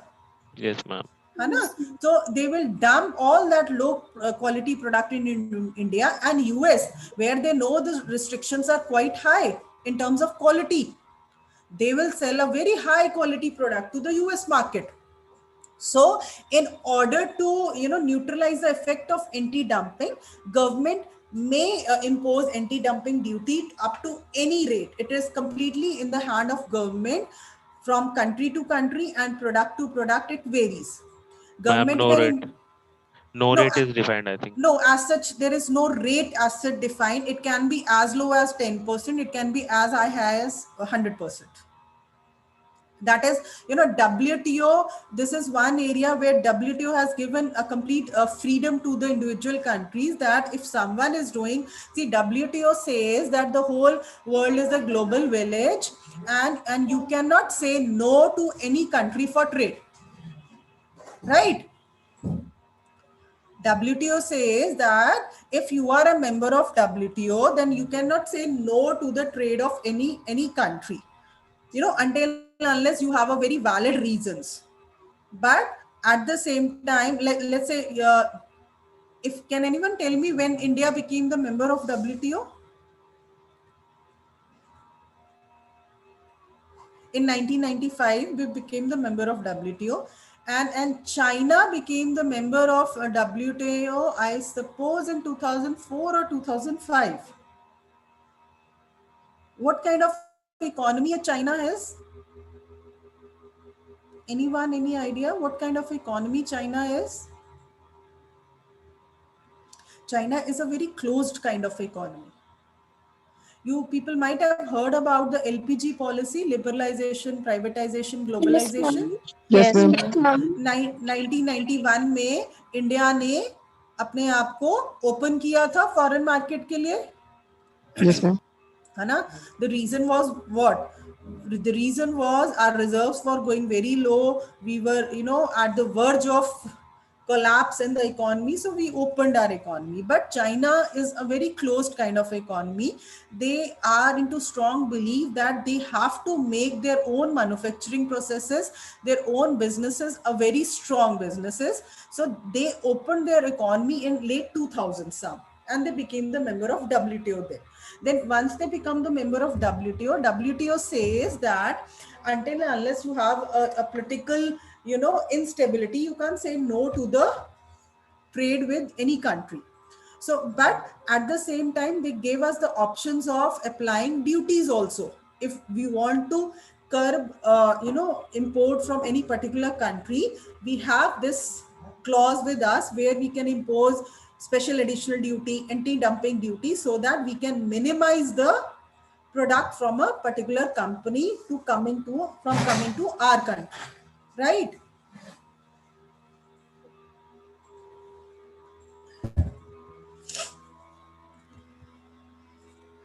Let's see what is the case after GST. As I told you, under GST, exports are being treated as zero rated supply, which says that in order to do exports, there is as such no export duty to be applied, right? But exporter gets the option of input tax credit. Ab input tax credit kya hota hai? Just go through the definition, then I'll explain you. Input credit means at the time of paying tax on output, you can reduce the tax you have already paid on inputs. Now, what does it mean? आप manufacturer हैं, right? Manufacturing करने के लिए आपने raw material procure भी किया होगा local market से या कहीं से भी. आपने रॉ मटेरियल खरीदा होगा ना बच्चे? Yes, ma'am. अब जब आपने रॉ मटेरियल खरीदा, जब भी हम कोई परचेज करते हैं हम टैक्स पे करते हैं. Yes, ma'am. Now that particular tax amount which you spend while purchasing the raw material or any material which you will use in your export product will go to the account of input tax credit, right? Yes, ma'am. ठीक है. तो फिर ultimately जब आपको export के time duty पे करनी, export पे करना होगा, तो तब क्या होगा, आप इस इनपुट क्रेडिट टैक्स को यूज करेंगे एंड यू हैव टू पे only the remaining amount. Let's say for example, I have given the example is like you paid your output is, if you are a manufacturer, tax payable or output is ₹500, right? आपका 500 रुपया tax बनता है, पर उसमें से 250 tax you have already paid when you purchase the raw material for that very product. So what will happen? You have the input tax credit limit of ₹250 already in your account. Now you will need to only deposit the remaining 250 in the taxes. I hope I'm Yes, clear. ma'am. Yes, ma'am. See, Yes, this ma'am. happened in the case of VAT also. VAT क्यों आया था? VAT से पहले क्या होता था? अगर किसी ने बीकॉम किया है तो you might have heard about the double accounting system. Yes, ma'am. है ना? तो पहले क्या होता था? A manufacturer has to pay tax at every stage. Let's say for example you are a manufacturer of a bread. जब आपने जब वीट खरीदा, उसका फ्लोर बनाया, तब भी आपने टैक्स पे किया. Yes, ma'am. है ना? आपने आटे पे भी टैक्स पे किया. Then you are paying tax on the same bread which is made from the same flour. तो डबल टैक्सेशन सिस्टम होता था इंडिया में. Yes, ma'am. Which the government ended with the introduction of VAT. Right? Now for the exporter, it has been converted. A kind of VAT is not there for the exporters. It is a kind of now a input tax credit limit, where you have that kind of a facility that whatever expenditure taxes you have paid for the purchase of your material, that will be remitted to your account, so that at the end of the day you have to pay only the balances of the taxes. Am I clear? Yes, ma'am. Yes, ma'am. Okay, let's calculate one example. Let's say for example you imported a product of value of the invoice value 1 lakh, right? Basic custom duty will be there. It is still there, right? Yes, ma'am. But all the other duties, that was countervailing duty, special additional duty, that all has been ended by the government of India after the imposition of GST. Right? Now it is only the GST which is being applied at different rates. GST के कितने rates है? 5%, 10%, 12, 15, 18 and 24. 24 or 25? 24. 24. 24, ma'am. 24, ma'am. 24. And now this rate completely depends on the nature of the product. If it is goods, if the product is of necessity nature, then it might happen it has a 0 GST. Low rate or 0. Very lower rate, or even there are products which have a 0% GST rate, like salt, a basic necessity commodity item. It doesn't contain any GST, right? Similarly, if you move on to luxury item, you might ended and paying 24%. Yes, Let's say for example air conditioners, GST is either 18%, or when you go to the 5-star hotel for your lunch or dinner, you might pay 18%, right? So here on the import, the generalized IGST rate is 18%. Now out of this IGST, 9% will go to state. And it will 9 go to to central. state. Central. Exactly, it will go to the state, right? From which or to which the goods are being procured or sent. Now value of imports is 1 lakh. Basic custom duty at the rate of 10%. Goods kitne ke ho gaye? 1,10,000 ke. Cess. Now, cess is something 3% which goes to the educational, or you can say the account where all this educational basically expenditures are done by the government. This is a kind of an education cess, 3%, 300, right? 300 of which value? 300 of which value? Please look at the example carefully. 300 of which value? 10,000. 10,000. 10,000. Yeah. Cess is always charged on basic custom duty value, not on the value of imports. Right? Then 18% GST. So now the total value of import will come out to 1,23,536 after the implication of GST. Now it has again a further clause. Now what does it say? Let's say for example, how much total tax you have paid here? It comes out to be 23,536. 23536. Exactly, right. अब मान लीजिए what happened, the product which you imported is a demerit product. Demerit product is a kind of a luxury product which government not at all is in favor of getting it imported. Right? Yes, ma'am. Government doesn't want you to import that product, so it will come under the list of demerit product. Right? So what will happen in that case? In that case, you will be liable to pay 30% GST of what value? Of 1,10,000 value. Basic custom duty will remain there on the value of import. But instead of paying 18% GST, now what amount of GST you have to pay?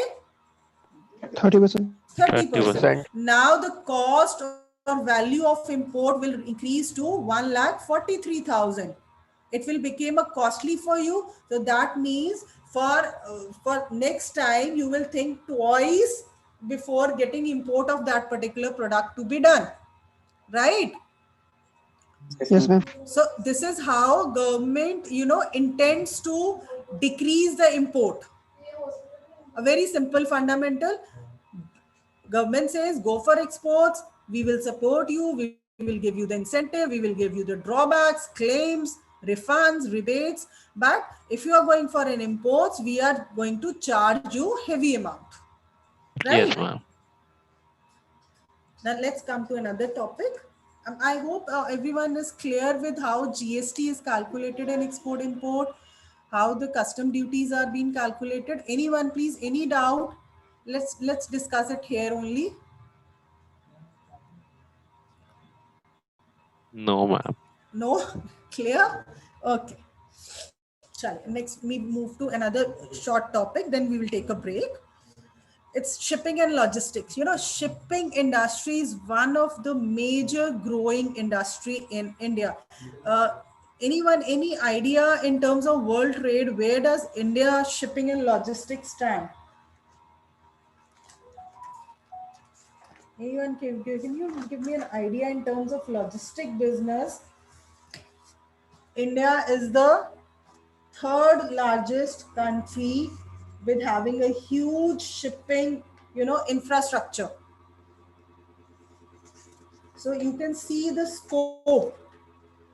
Okay, how many of you think of taking international business as a specialization in your final year?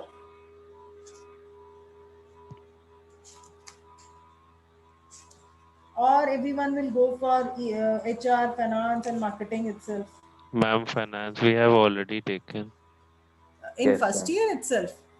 No, ma'am. Second year. Ma'am, for third sem we have been told to take the Okay. But you have to choose two options, na? yes, ma'am. So Marketing and finance, ma'am. marketing and finance. Okay. We were given three options: marketing, finance, and HR. Finance and HR only. Okay. So as such, international business is not there.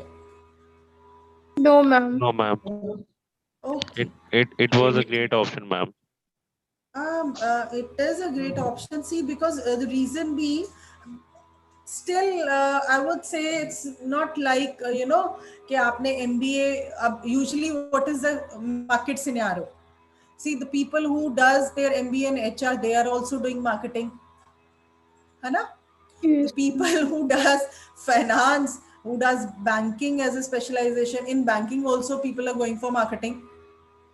So it is not necessarily ke if you are taking a particular specialization as your branch, then you will be, for the whole lifetime you will be dealing into that branch. This is not the criteria in the market, actual market. Let me tell you very frankly.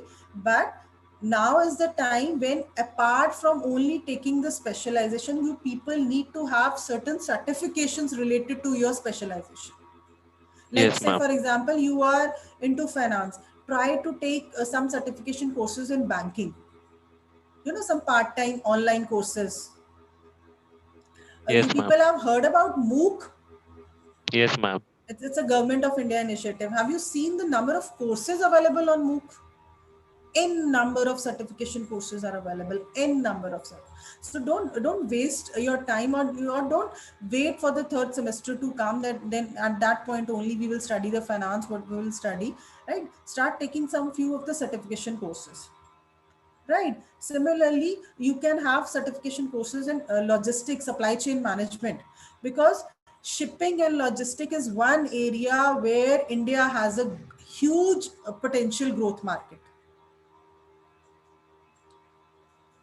Right Yes, आप ma'am. खुद ही देख सकते हैं, like if you talk about Amazon, है ना? Amazon, Flipkart, कितने साल हुए इंडिया में आए हुए इनको? कितने साल हुए होंगे? ज्यादा से ज्यादा 7-8 साल.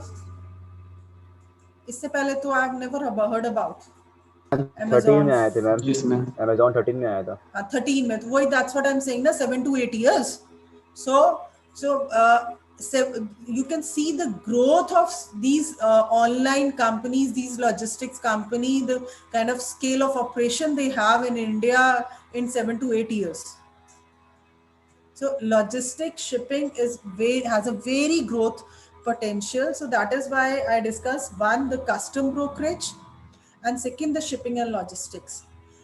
These two career options are very good options if you doesn't want to directly enter into the export import business, right? As a fresher, what you can do is you can go for for 2-3 years you can work in a shipping industry, in a logistic industry. You can work under some custom forwarding agent. Companies are there who are into custom forwarding, and then after 2-3-4 years, when you feel like that you have gained much of the experiences in all this documentation, shipping, all this whole business, how all this all method of payment work out, then you can easily slip into the business of export import. Am I right?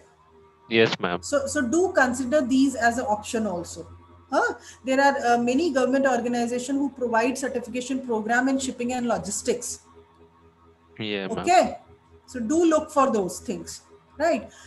Now, if we talk about shipping, there are certain terminologies like maritime. Maritime is basically anything which is related to the sea, ocean, from a point A to point B. These are the terms which are used in the contract, sales contract of the exporter or a buyer. That is why I'm discussing. Shipping business kya hai? Basically, it's an act of carriage of a cargo. Cargo is consignment, is goods from point A to point B. B.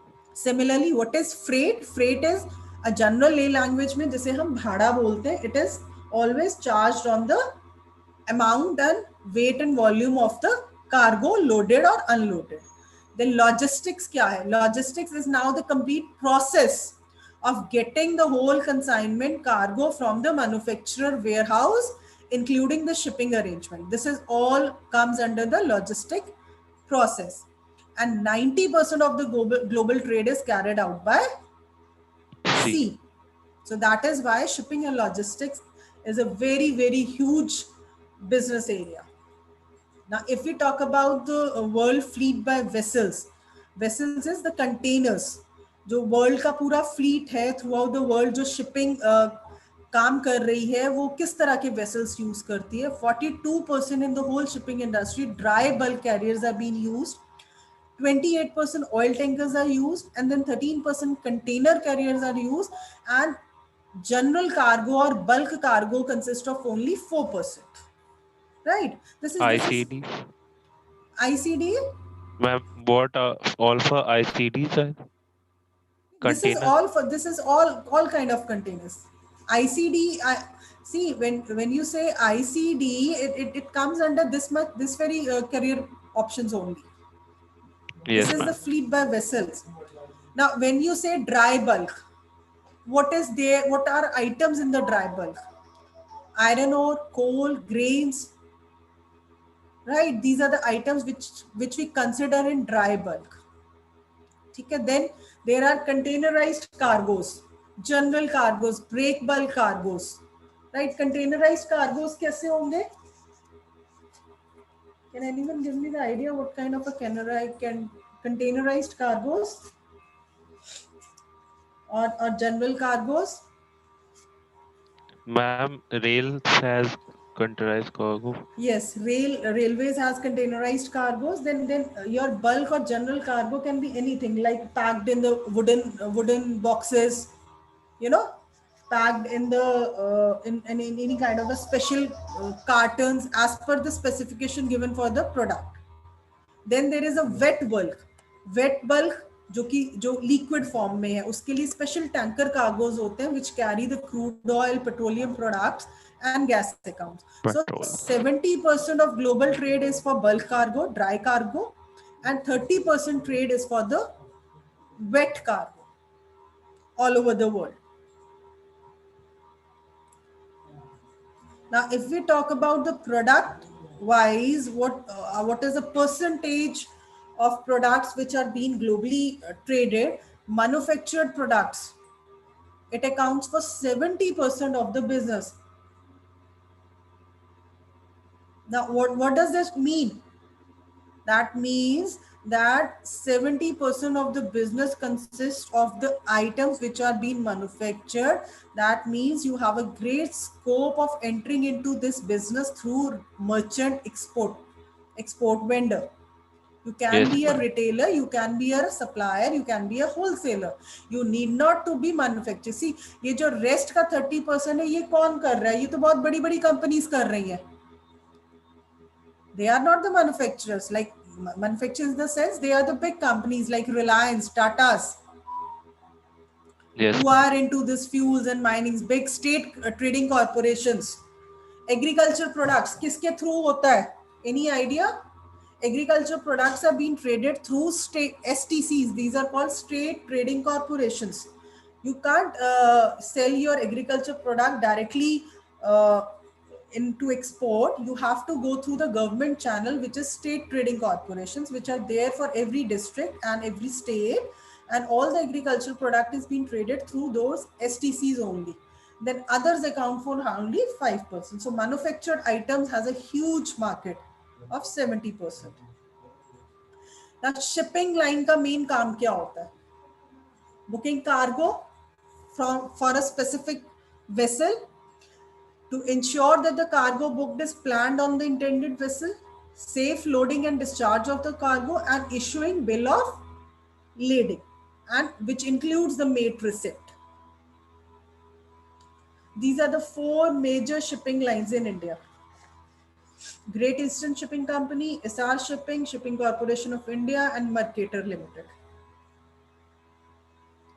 Now, whenever as an exporter seller, you have to choose a shipping company, you have to look for the certain things like whether the licensing and registration is complete for that shipping company, whether they have cargo tracking tools, like your shipment will remain in the sea for a month. For that particular month, they should have a proper tracking tool so that you can track your cargo consignment. Then what is the insurance price they are giving you for the shipment? Marine shipping, marine insurance. What is the time? Okay. Next come the very important aspect of the export-import business, that is all being regulated under which policy? Foreign trade policy. The latest policy is yet to be announced from 2021. Till now, till 31st of March, it will be foreign trade policy 2015-20, which is being implemented. सबसे सी अगर आप foreign trade policy पढ़ने निकलेंगे तो कम से कम 5000 pages का document है जो कि हम शायद नहीं पढ़ सकते, but I have taken main provisions from that foreign trade policy which are important to understand. Number one, every foreign trade policy discusses the product category. I think we have discussed it yesterday also that we have basically 4 types of product category. One is free. Free means that you don't have any restriction of dealing that product, export of that very product or import of that very product. It comes under complete open general license scheme. Or there are certain products which are free but they have the condition of inspection, like the food items, right, where the condition of inspection becomes mandatory because it is a food item, right? Which are the organizations which give license for food products? FSSI. FSSI is there, then BCI is there, right? Similarly, for other products, ISI is there, BIS is there. These are the some few mandatory license which you need to take. Then there is restricted category. Now, restricted category says that you can't deal into that product without procuring a license, right? Now, this includes a category of safety and security products, seeds, and few of the plants, animals, and pharmaceuticals. This all comes under the licensed category, right? Then there is one canalized category. Canalized category का मतलब होता है कि आप इन products में जो भी trade करेंगे वो government की appointed agencies के through ही होगा. You can't get into individual trade for these products, right? As I told you, there are state trading corporations. Similarly, for minerals and ores, have you heard about MMTC? MMTC? No, ma'am. It's basically Mines and Minerals Trading Corporation, right? Similarly, we have a trading corporation for steel, iron ores, petroleum products, then agriculture products, which simply states that these products cannot be traded without the permission of government or without the proper channel involvement of the government, right? Then there is fourth category of products, which is a completely no-no prohibited category, which says that you cannot get into the trade of wild animals, animal rennet, or any kind of unprocessed ivory in any case. What is animal rennet? Anyone, any idea? What is animal rennet?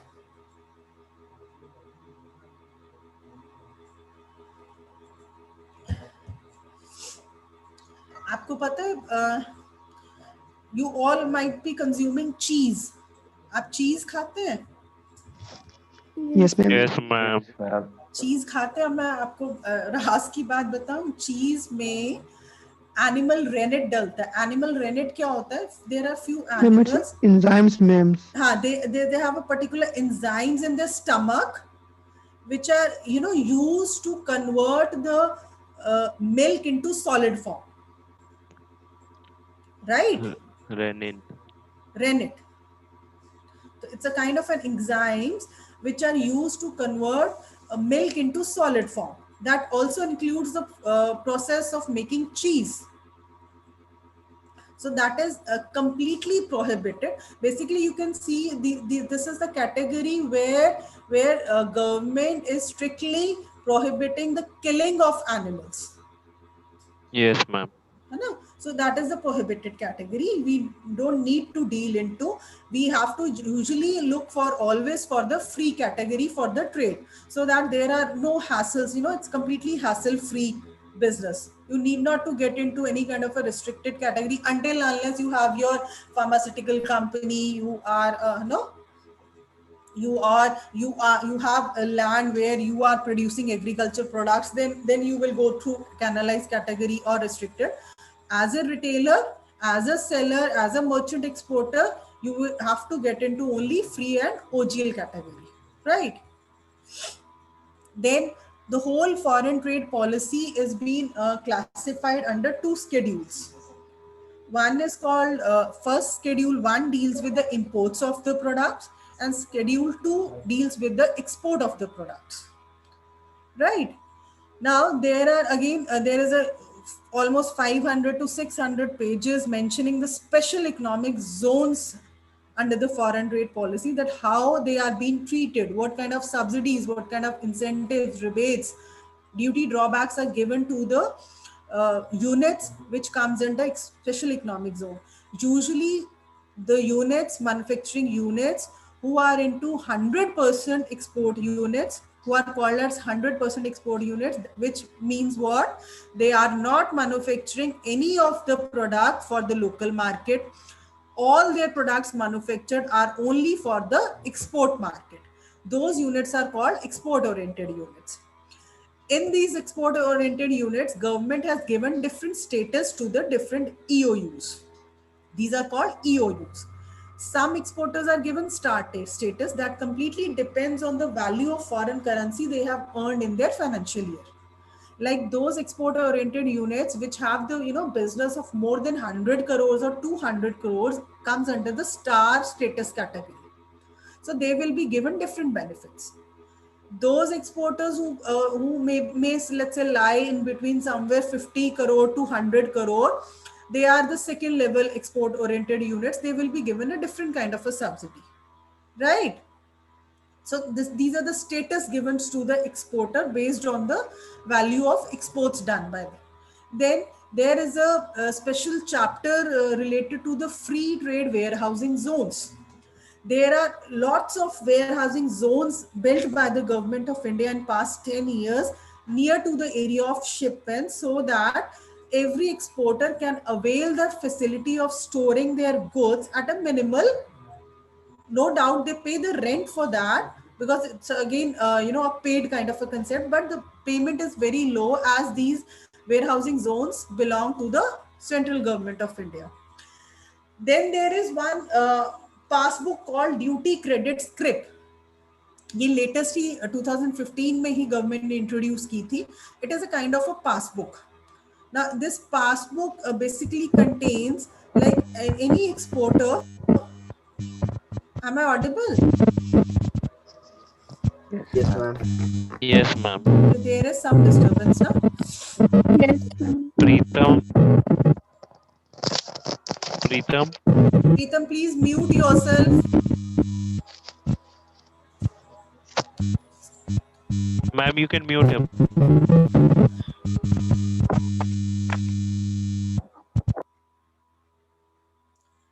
Okay. Now this duty credit script passbook says that certain exporters who are into the export of those products for which they might have to sometimes import the raw material in order to make that finished product. So they can, if they have this duty credit script passbook, they can import that particular raw material at the initial level duty free. It is not the case that first they have to pay the duty, then they have to claim. Those export houses which the government has already categorized that these are the exporters who need to have a raw material, imported raw material, so they have already been given a duty credit script so that they can get the imported raw material hassle free without paying any duty on that, right? Now these are the few other highlights of foreign trade policy. Just go through it. I'll read it for all you. This also clearly mentioned from 2014 by 2019-20, Indian export has risen to 900 billion market from 466 billion market. So you can see the huge growth in export market and the huge potential coming in this market. Hello, Rishu ma'am. Just sorry for the intervention. May I know that how much time will you take to wind up this session? Ma'am, it's already 12. We can have a break till 1. Then from 1 to till maybe 3:30. Yeah, I don't have any issue. If the students want to continue, ma'am, they can continue. Means if I'm not required, that is okay then. Students, you need a break for this 12 to 1, or shall I continue with the session? Yes, ma'am. Break, ma'am. Break Ma'am, we chahiye? need to have breakfast. Okay, Yes, fine. ma'am. Okay, let's Okay, meet then. at 1. Let's meet at Yeah. 1. Please, all of you get ready at 1. Yes, ma'am. Sure, ma'am. Okay, ma'am. Okay. Thank you, ma'am. Thank you. Okay. Thank you. Thank you, ma'am. Thank you, ma'am. Thank you, ma'am. Thank you, ma'am.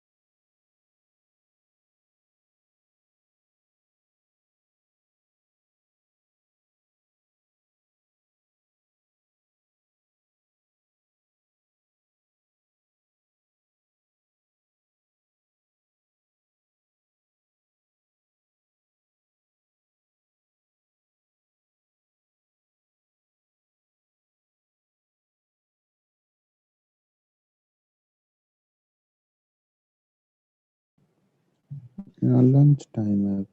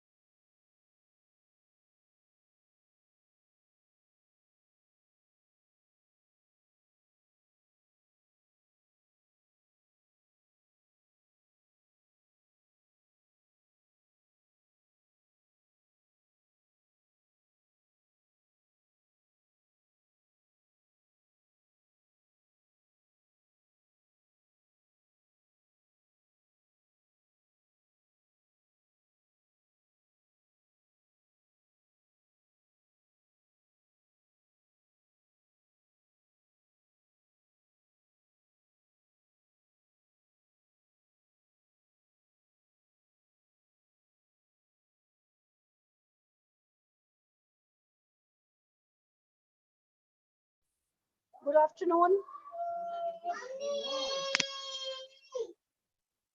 Good afternoon, ma'am. Good afternoon, ma'am. Chalo, how is the session going on? Are you learning something? Yes, ma'am. Yes, ma'am. Yes, ma'am. Yes, ma'am. Very informative session. So please, I just request that now this will be the last session for the export import topic. So whatever doubts you have, you please continue to ask them.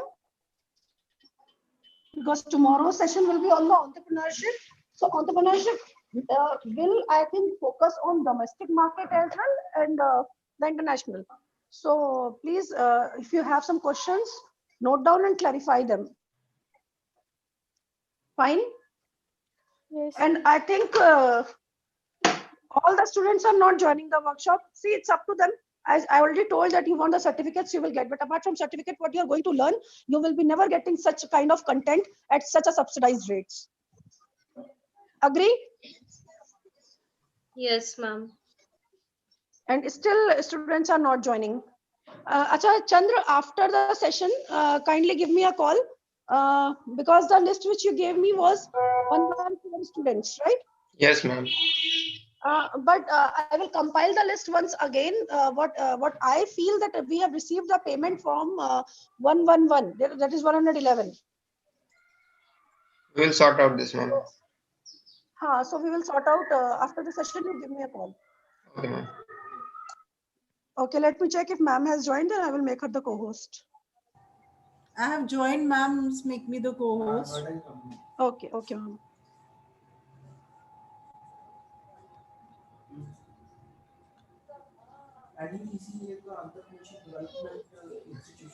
Shubhrajit, are you there? Shubhrajit?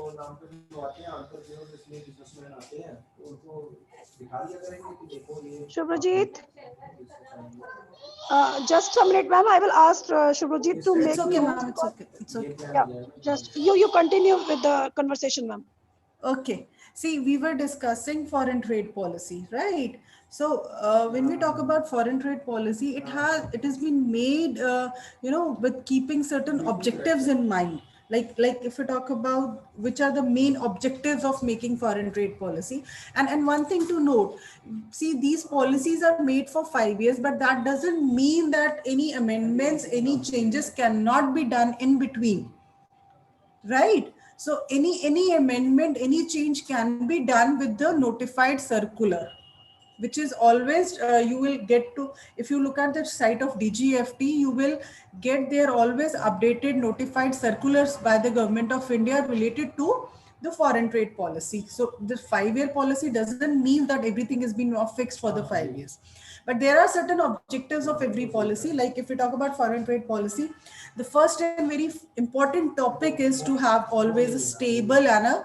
sustainable policy environment for foreign trade in merchandise and services. Then obviously to promote the diversification of the India's export basket. Now, it's been clearly mentioned to promote the diversification of India's export basket. That clearly indicates that the government's keen focus is to promote export, not to the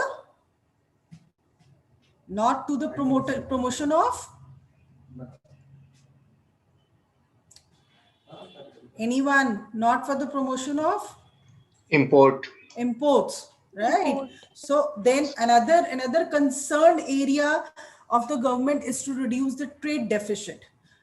What is trade deficit? Anyone, any idea? See, we use two terms in balance of payment. One, trade surplus, and another is called trade deficit. Now, trade surplus, when imports are more than exports. yes, that is a trade deficit. And when we have exports more than imports, it's said that we have created a trade surplus. If we talk about last 10-20 years, it is only for quite few years that we have been able to create a surplus. Otherwise, it is always a trade deficit. And so that is why government has kept it in the foremost important objective to reduce the trade deficit.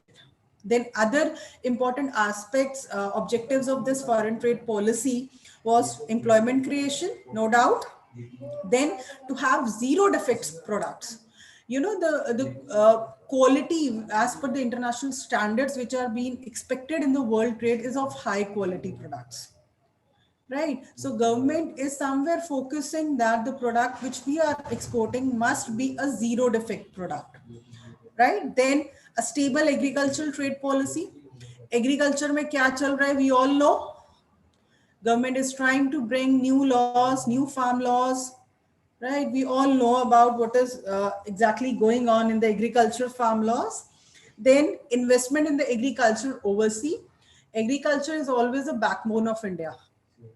But if we talk about technically our agriculture has, I don't think so that's so sound if you talk about on the technical grounds, on the talk of, if we talk about on the innovation grounds. So that is one concern area government is looking, that is for the agriculture and overseas market. Then obviously low tariff on inputs, raw material. Government want to bring down the tariff which they imposed on the imported material, so that when that imported material is used for the re-export, the exporter should not feel the burden of the import of the product, right?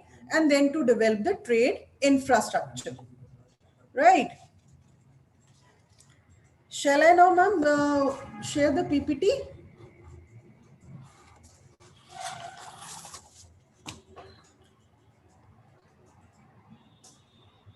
It's still not done. Okay, let's discuss few of the schemes which are very popular among the specially, or we can say which are specially designed for the micro, small and medium enterprises, which are very quite famous and quite motivating for the exporters. One scheme is called as duty exemption and remission scheme. These are called as duty exemption and remission schemes. Under this, first scheme is advance authorization scheme. Now, this scheme, as the name suggests, am I audible? Yes, ma'am. Yes, ma'am, you are audible. Okay. Now, this scheme, as its name says, advance authorization scheme. Now, this scheme give the privilege to the exporters to have the raw material which is used to be which is going to be used in the re-export material a duty free. That is called advance authorization scheme. But there is certain clause in that. Now, what the clause says, just try to understand the concept. Government says you cannot export the material as it is, as you has get it from the import. जो आपने import किया है, आप उसे directly export के लिए use नहीं कर सकते. You have to do a value addition to that product. Got it? Now, what this value addition can be? What this value addition can be? Can anyone explain me? Rituraj?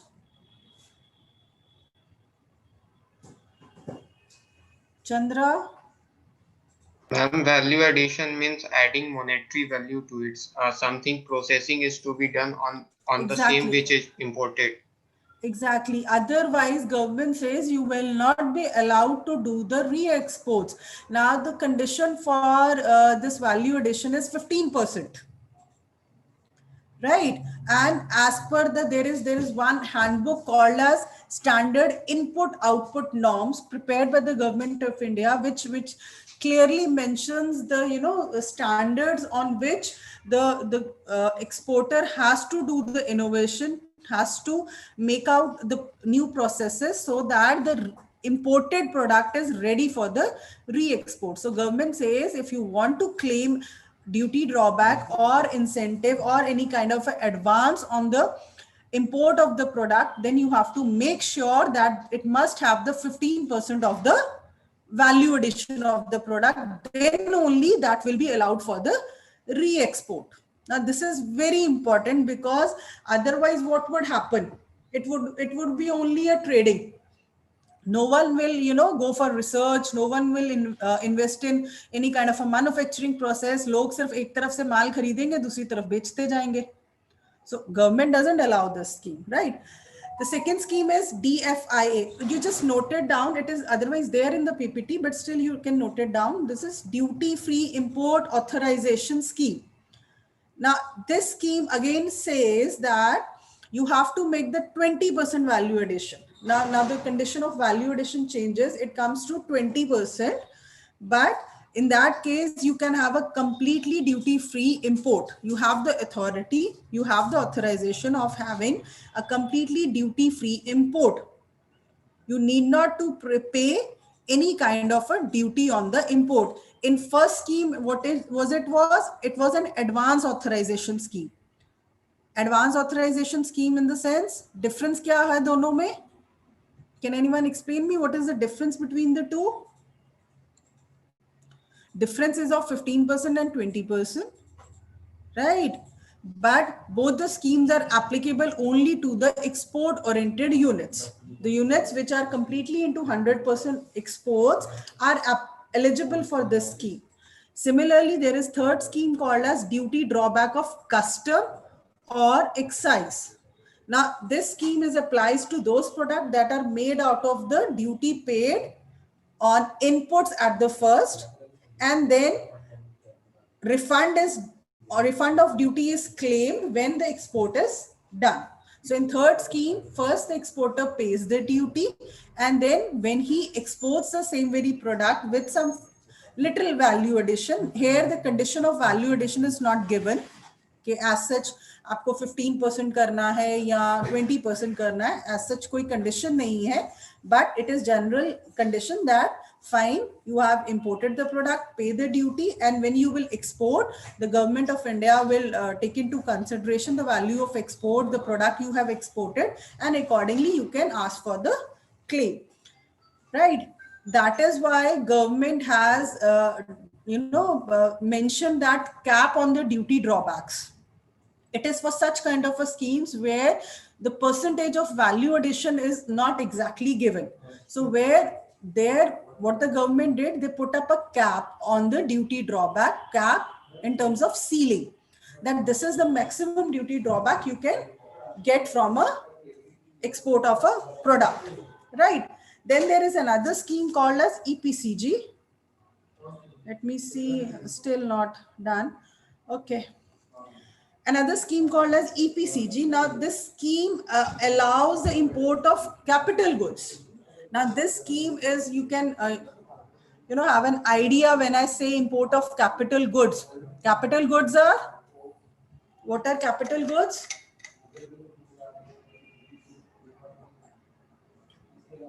Anyone please tell me what are capital goods?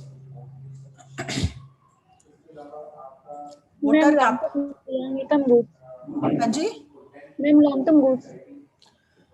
No, but Hello, capital ma'am. goods. Ma'am, it is ma'am physical assets that a company uses in production process. Ma'am, I have made you co-host, ma'am. Okay, ma'am. Okay. See, capital goods basically are those goods which are, high in a technology, a machinery. Goods which are a fixed asset for a company. Right? Those are the capital goods, which may require one-time or a two-time investment in the whole lifetime. They are basically, can you see the screen? Yes, ma'am. Yes, ma'am. Yes, ma'am. Okay. So capital goods are basically those goods which are technology based, technology driven goods, and basically it consists of the machinery. अब machinery import करवाना और फिर export करवाना, it's not the task which you can say can be done by a small, medium enterprise or a micro level enterprise. This is a task usually done by the export oriented units, जो बड़ी बड़ी manufacturing है, जो cess के under आती हैं, तो they sometime import the technology also, so that they can enhance their production capacity for export. Now, when the government knows that this import of this particular technology will ultimately lead to the growth in export itself, they allow the exporter to import the particular capital good for the production at zero custom duty, right? The scheme is particularly called as Export Promotion Credit Guarantee Scheme, right? But it has again a certain condition. It says that whatever the value of import you have done, you have to make sure that you are doing the export from that particular technology. It should be 6 times the value of your import. समझ रहे हैं? मतलब आपने 100 रुपए का मान लीजिए import किया टेक्नोलॉजी का, तो उससे जो प्रोडक्शन है वो कितनी होनी चाहिए? 600 600 600 है ना, और उतना ही आपका एक्सपोर्ट होना चाहिए, तभी हम समझेंगे कि आपने जो इंपोर्ट किया है that was beneficial import. Otherwise तो गवर्नमेंट को कोई फायदा ही नहीं हुआ उसका अलाउ करने का import. So these are the certain conditions, right? Like there is one case when you know Tata took this scheme, applied for this EPCG scheme, and you know they have to set up somewhere in their plant, Tata Steel plant में इन्हें 3 million ton of additional capacity का machine upload करना था, which they imported. तो अब इनके ऊपर export obligation आ गया. 3 million ton of additional capacity करने के लिए ऑब्लिगेशन इनके ऊपर आया अप्रोक्सीमेटली 12,000 करोड़ का. Got it? Which they were not able to fulfill.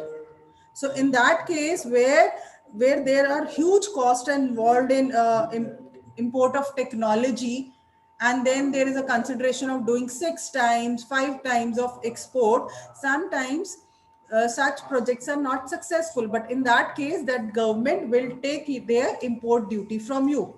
Government will not allow you to take free import for any capital good.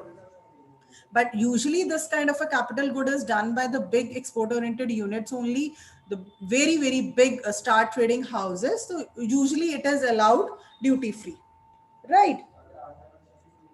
Okay.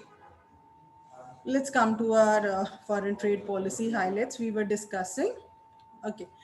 You know, can you have an idea what is the current rate of our exports? What is our share in the world export? India का क्या share होगा world export में आपके हिसाब से? कुछ idea लगा सकते हो?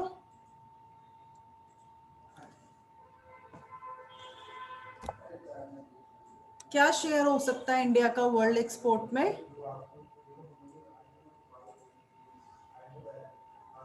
Ma'am 1-2%. It's not even exactly 2%.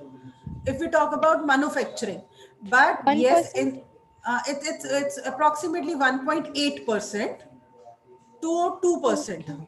We can say that it is in the manufacturing. And if we talk about service sector, our share is approximately 3%. All thanks to IT sector. So in services, we have a good, we can say it is a good figure, but still, despite from manufacturing, in services, we have a little more share in the world market. That is the reason government is now more focused on the manufacturing, more focused on the, you know, Atmanirbhar scheme. You might have heard about this word. Yes, ma'am. And during lockdown, Modi ने बहुत ज़्यादा use किया है, हम आत्मनिर्भर बनेंगे. What does it mean? They want to promote entrepreneurship. From past 5 years, if you people have noticed, the moment this Modi government came into picture, from the day one, they are quite keen in promoting entrepreneurship. You know, in number of projects in entrepreneurship are being run by the government at center level, at state level, and even at the level of educational institutions. Governments Yes, are ma'am. very keen in setting up entrepreneurship centers, development centers in the institutions. Right. So that is the reason, because India want to increase their share in the manufacturing from 2% to target is to get into at least 3.5%. Right. Then we have already discussed this MEIS scheme and SEIS scheme. I just want you to people note down a little bit about these schemes, because these schemes are very important. Let's say when we talk about this MEIS scheme, So there is a certain clause which says that all those traders, all those, government has notified items, notified countries are granted on FOB value the incentive of 2 to 5% under this scheme.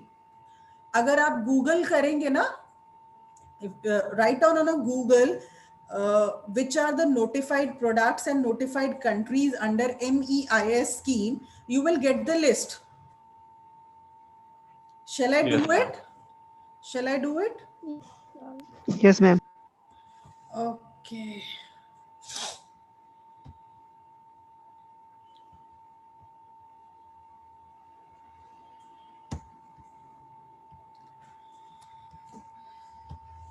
Now, what does it mean? Government ने क्या किया? Government ने certain specific products जिनको government promote करना चाहती है in specific countries again. तो government ने एक list बना दी कि भाई these are the notified products and these are the notified countries. अगर आप इस मैच के अकॉर्डिंग बिजनेस करते हैं, एक्सपोर्ट करते हैं, तो you are entitled for special incentive, that is 2 to 5% of your FOB value. I hope when I say FOB value, it is clear. You all remember FOB value? Yes.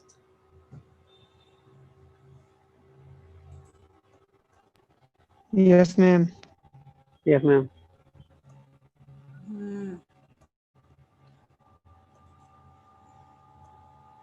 See, list of countries covered under NEIS. Countries group A में कौन सी country आती हैं, then group B is there and then group C is there. For different group, government might have some different policies because I think this grouping is done on the basis of the criteria कि किस country से हमारा bilateral trade policy कैसा है और उसके साथ हमारा statistics क्या है trade को लेके. तो ग्रुप A में टोटल 30 कंट्रीज हैं, ग्रुप B में 139 हैं और ग्रुप C में भी हैं. What is the difference?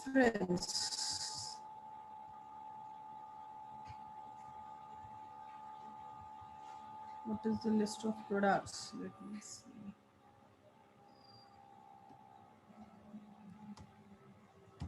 Okay, it's a very detailed policy paper. You have to read it whenever you have a free time, right?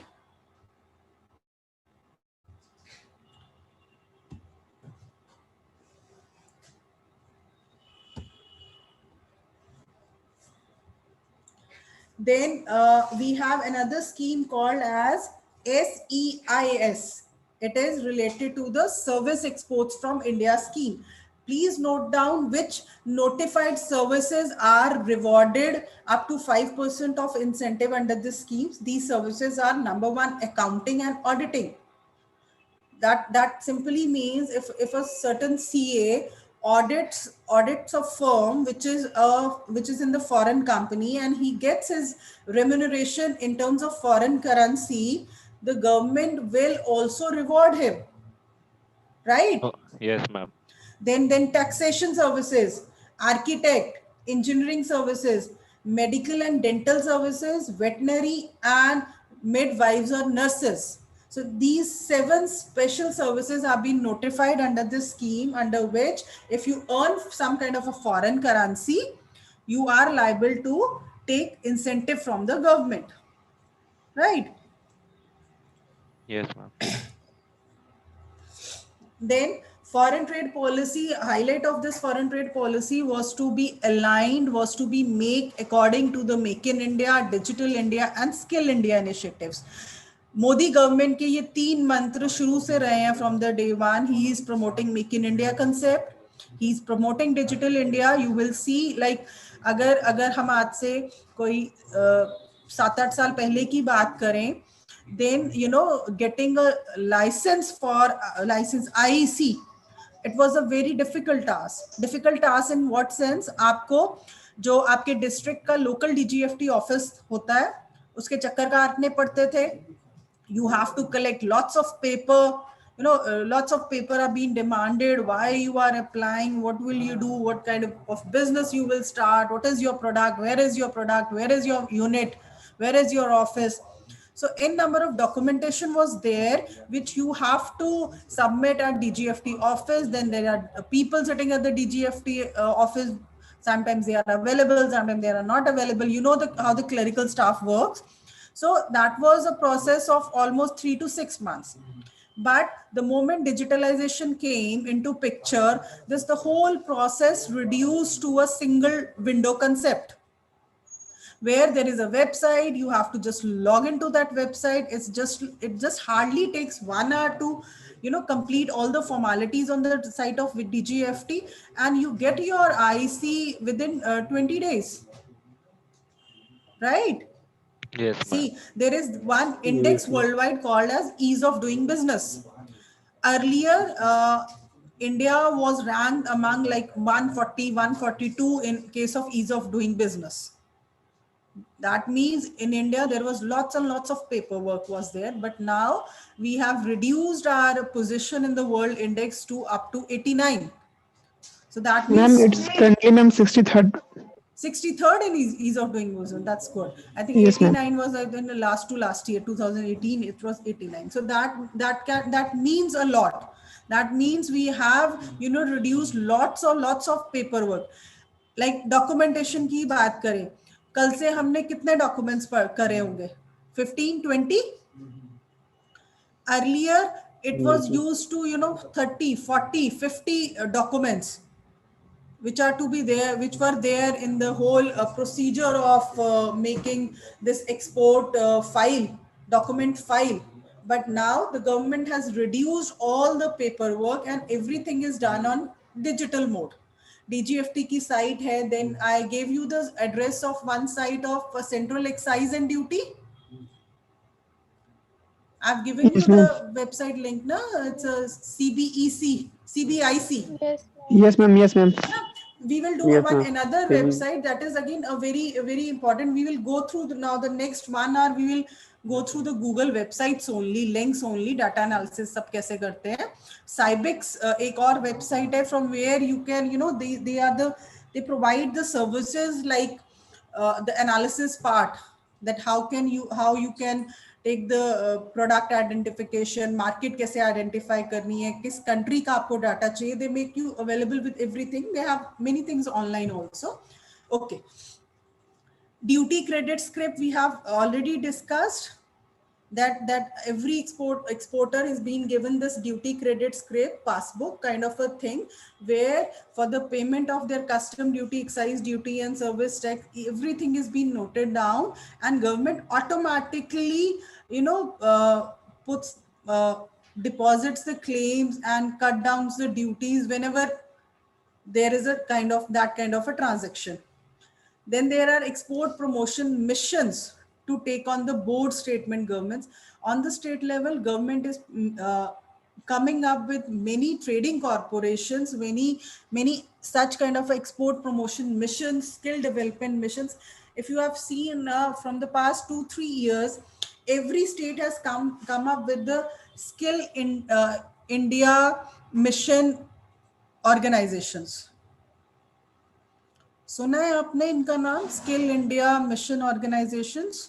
Ma'am skill Yes, ma'am. India सुना है. There are many. Ma'am, it's Skill India, ma'am. Skill India सुना है. Skill India is another that comes under NSIC, जो NSIC के under है, national centre. इसके अलावा states में भी बहुत सारे स्किल डेवलपमेंट मिशंस खोले जा रहे हैं. Vocational ma'am, vocational thing. Vocational comes under that only, but vocational जैसे vocational में तो आ गया ना, जैसे आपका ITI है ना? Yes, ma'am. That is a kind of an institute which runs the vocational courses. Apart from that, the government is setting up many skill development missions state-wise also, where any individual can approach them for the polishing of any particular skill if he want. You people must contact such kind of skill development missions in your states. You must register with them rather. because these missions, their mission, their objective is to create an employment and entrepreneurship opportunities, right? Ma'am, once again mention the. बच्चे हर state की ना अलग है. Like I don't have the name of every skill development mission corporation. Like जैसे मैं बताती हूँ, UP में there is one organization called IED. Right now, that objective of that organization is to promote entrepreneurship. Right. Similarly, if I talk about Punjab, they have PSDM, Punjab Skill Development Mission. So similarly, many states have come up with such kind of missions. Maybe tomorrow when you will take entrepreneurship class, na, then you can ask Yes, ma'am. sir to give you the detail of such organizations from where, as an individually, as a student, as a professional student of MBA, you people can register yourself, so that in future whenever there is any kind of opportunity for you people, you should not miss that, right?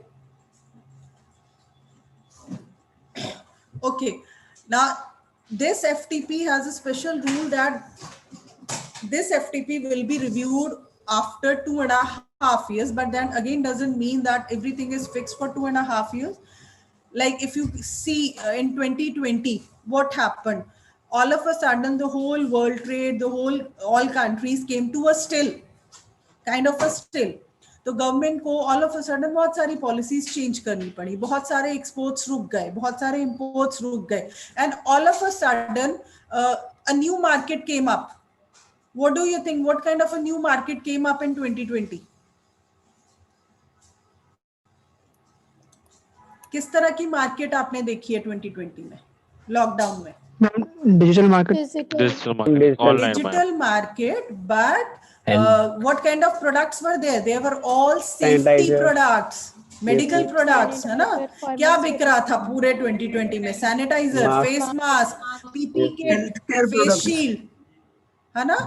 It was all medical products, and see now this vaccination drive has come, so all of a sudden demand for injections, demand for those tubes which carry the vaccination, that might I knew certain people who what they did, like India में हमारा lockdown कब शुरू हुआ था? 22 मार्च को.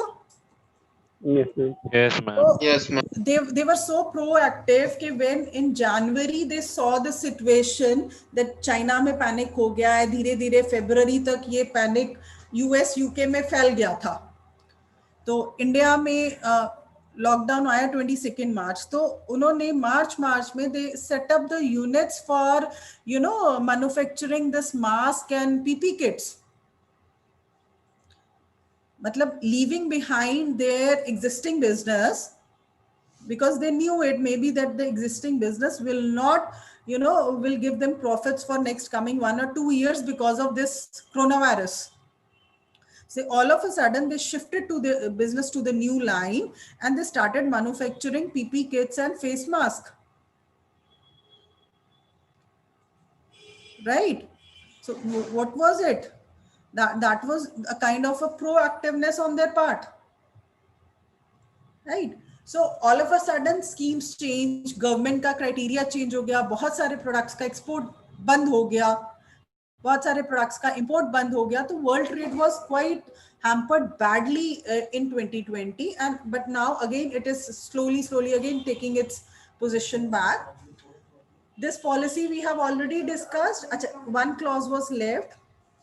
Even the export of notified goods of FOB value up to 25,000 per consignment through courier or foreign post using e-commerce shall be entitled for MEI's benefit. That means अगर आप अपनी किसी e-commerce website के through भी 25,000 तक का consignment foreign currency में sale करते हैं, then also you are entitled for incentive from the government of India. Now this is the government trying to show you the power of digital platforms, right? 25,000 is not a big amount, But still government is offering you incentive on that very low amount also if you are selling that product through any kind of a e-commerce website.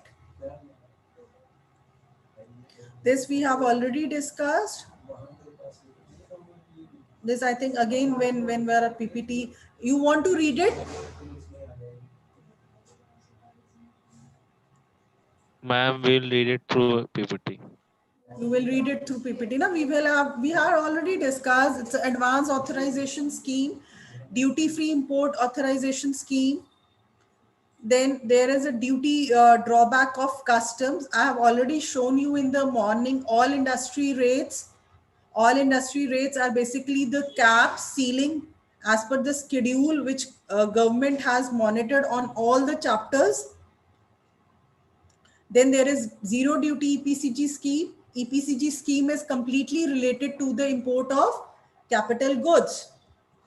But the latest development in this scheme is that the government has, came down of that 6 time development, 6 times of the imported value of to be converted into the exported value to 25%.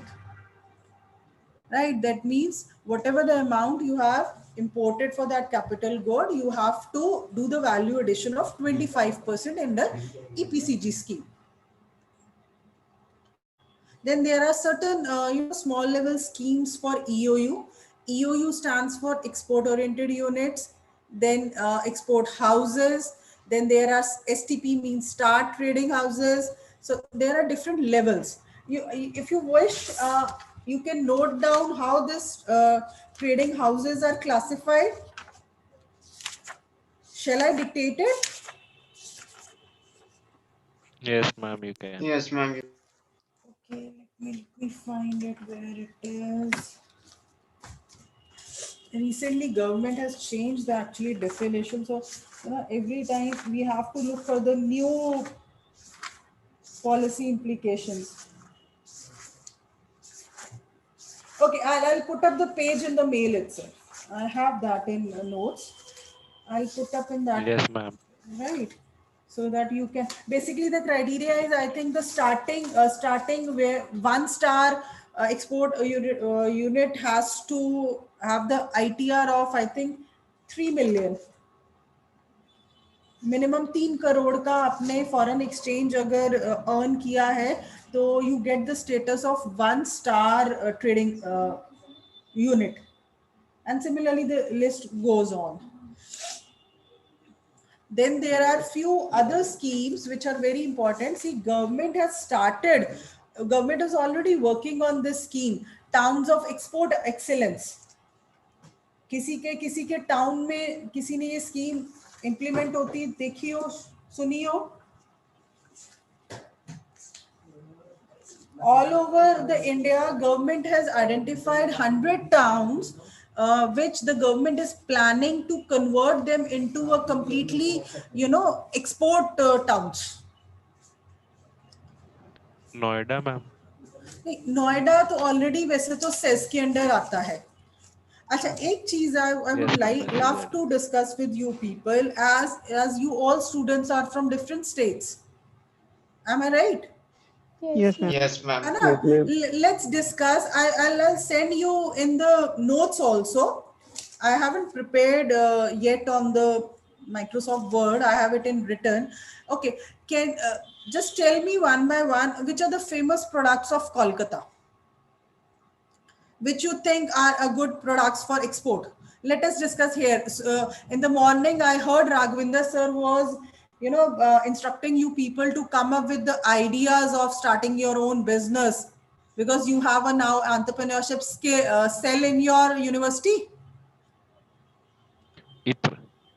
But for that idea, first, the very again important thing जिस पे हम कल से पूरा discussion कर रहे हैं, the identification of product and the identification of market. So that the whole idea of entrepreneurship, whether you get into domestic entrepreneurship, whether you get into export import business, the whole idea of entrepreneurship revolves around the procurement of a right good, right product from the right market. Am I right? Yes, ma'am. Okay, can anyone tell me the Kolkata is famous for what products and exports? Ma'am, Ma'am, sweet. ma'am, It's Rice. ma'am, the sari. just any one of you. I'm not able to hear you. Ma'am, fish, Ma'am, sweet. machine curry. It's famous for Sweet. tea. You can Ma'am, note it fish, down. Yes, ma'am, ma'am. मछली Tea के लिए also. ma'am. हाँ, tea, chemicals, leather, Fisheries. fisheries. Rice, ma'am.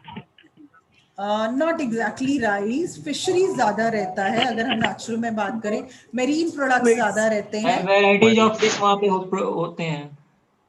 Okay, Ponds से, sea से, ocean से. हाँ, marine products ना, that's why I said the complete marine Varieties of fish products. बहुत ज़्यादा है. हाँ, okay, variety of fish. Okay, you people know better varieties of fish if anyone is from the Calcutta. Then terracotta. Is Calcutta not famous for terracotta? Yes, ma'am. Yes, है ना, ma'am. terracotta, jute, right? So Terracotta these and are handicrafts, ma'am. not exactly handicrafts. मैं handicrafts के लिए आपको और जगह बताऊंगी. Then anyone, Jammu Kashmir, Ma'am, Apple. dry fruits. dry Dry fruits. fruits. Yes, Okay, good. Wooden Apple is more in the Himachal. Pashmina, Ma'am, ma'am. ma'am, kesar. Kesar, है ना, Kesar. Pashmina is there, right? Pashmina Okay. shawl. Then come to Panipat. Panipat. Ma'am, Panipat is a I think something. नहीं, Copper. Ma'am, Panipat is a agriculture होता है. नहीं, Panipat is a Ma'am, Haryana में very agriculture. good market for the medical equipments, ancillary items, ma'am UP equipments. में ma'am UP Meerut में cricket equipment product होते हैं. I'll come to that. Merit. Acha, Himachal Pradesh, we have discussed apples. Then this Panipat is for basically cotton, home furnishing, textiles. Panipat is very famous पर आप देखोगे जितने भी ये वूलन ब्लैंकेट्स बिकते हैं ना दिल्ली में, मैक्सिमम ये सब पानीपत से आते हैं. पानीपत से आते हैं. ये सब पानीपत से आते हैं, right? Then Ambala is famous for scientific instruments. Export is done from Ambala. Then even Mumbai, scientific instruments, cosmetics. If you talk about Delhi, Madras, garment, cotton. Then Delhi में क्या है? Delhi is a good export market for surgical items, glass beads. Saharanpur सुना होगा आप लोगों ने? Ma'am Firozabad में होते हैं क्लास. फिरोजाबाद. वैसे फिरोजाबाद में गवर्नमेंट की प्रॉपर वहां पर एक मिनिस्ट्री है which handles this all glass industry. चूड़ियां होती हैं. हाँ जी, फिरोजाबाद में चूड़ियां, पूरा ग्लास मटेरियल वहां से फिरोजाबाद से होता है. मैम कन्नौज में इत्र होते हैं, सेंट होते हैं जो. अच्छा, कन्नौज yes की. ma'am, इत्र. Very good. And there is a very small place, a small township near the city Aligarh. It is called Purdil Nagar. It is also very famous for glass beads. Okay. Glass beads and a particular kind of bone beads, I suppose. Ma'am, Saharanpur for wooden शीशम. Wooden market, ma'am. Ma'am Aligarh में ताले बनते हैं. Right. Then come to Jalandhar. Jalandhar is famous for. And scissors. मैं UP Meerut में कैंची भी बनती है, scissors जो. Okay. And when you come to Jalandhar, what is Jalandhar famous for? Sports material. Right. Then Ludhiana is famous for woolens, basically. Wool, ma'am, wool. Then Karnal. Any idea which products have been procured from Karnal? Ma'am UP में Bhadohi district है, वहाँ पे कालीन बनते हैं काफी. कालीन बनते हैं जी. मिर्जापुर. मैम संत कबीर नगर वाराणसी के बगल में भदोही, वहाँ बनते हैं.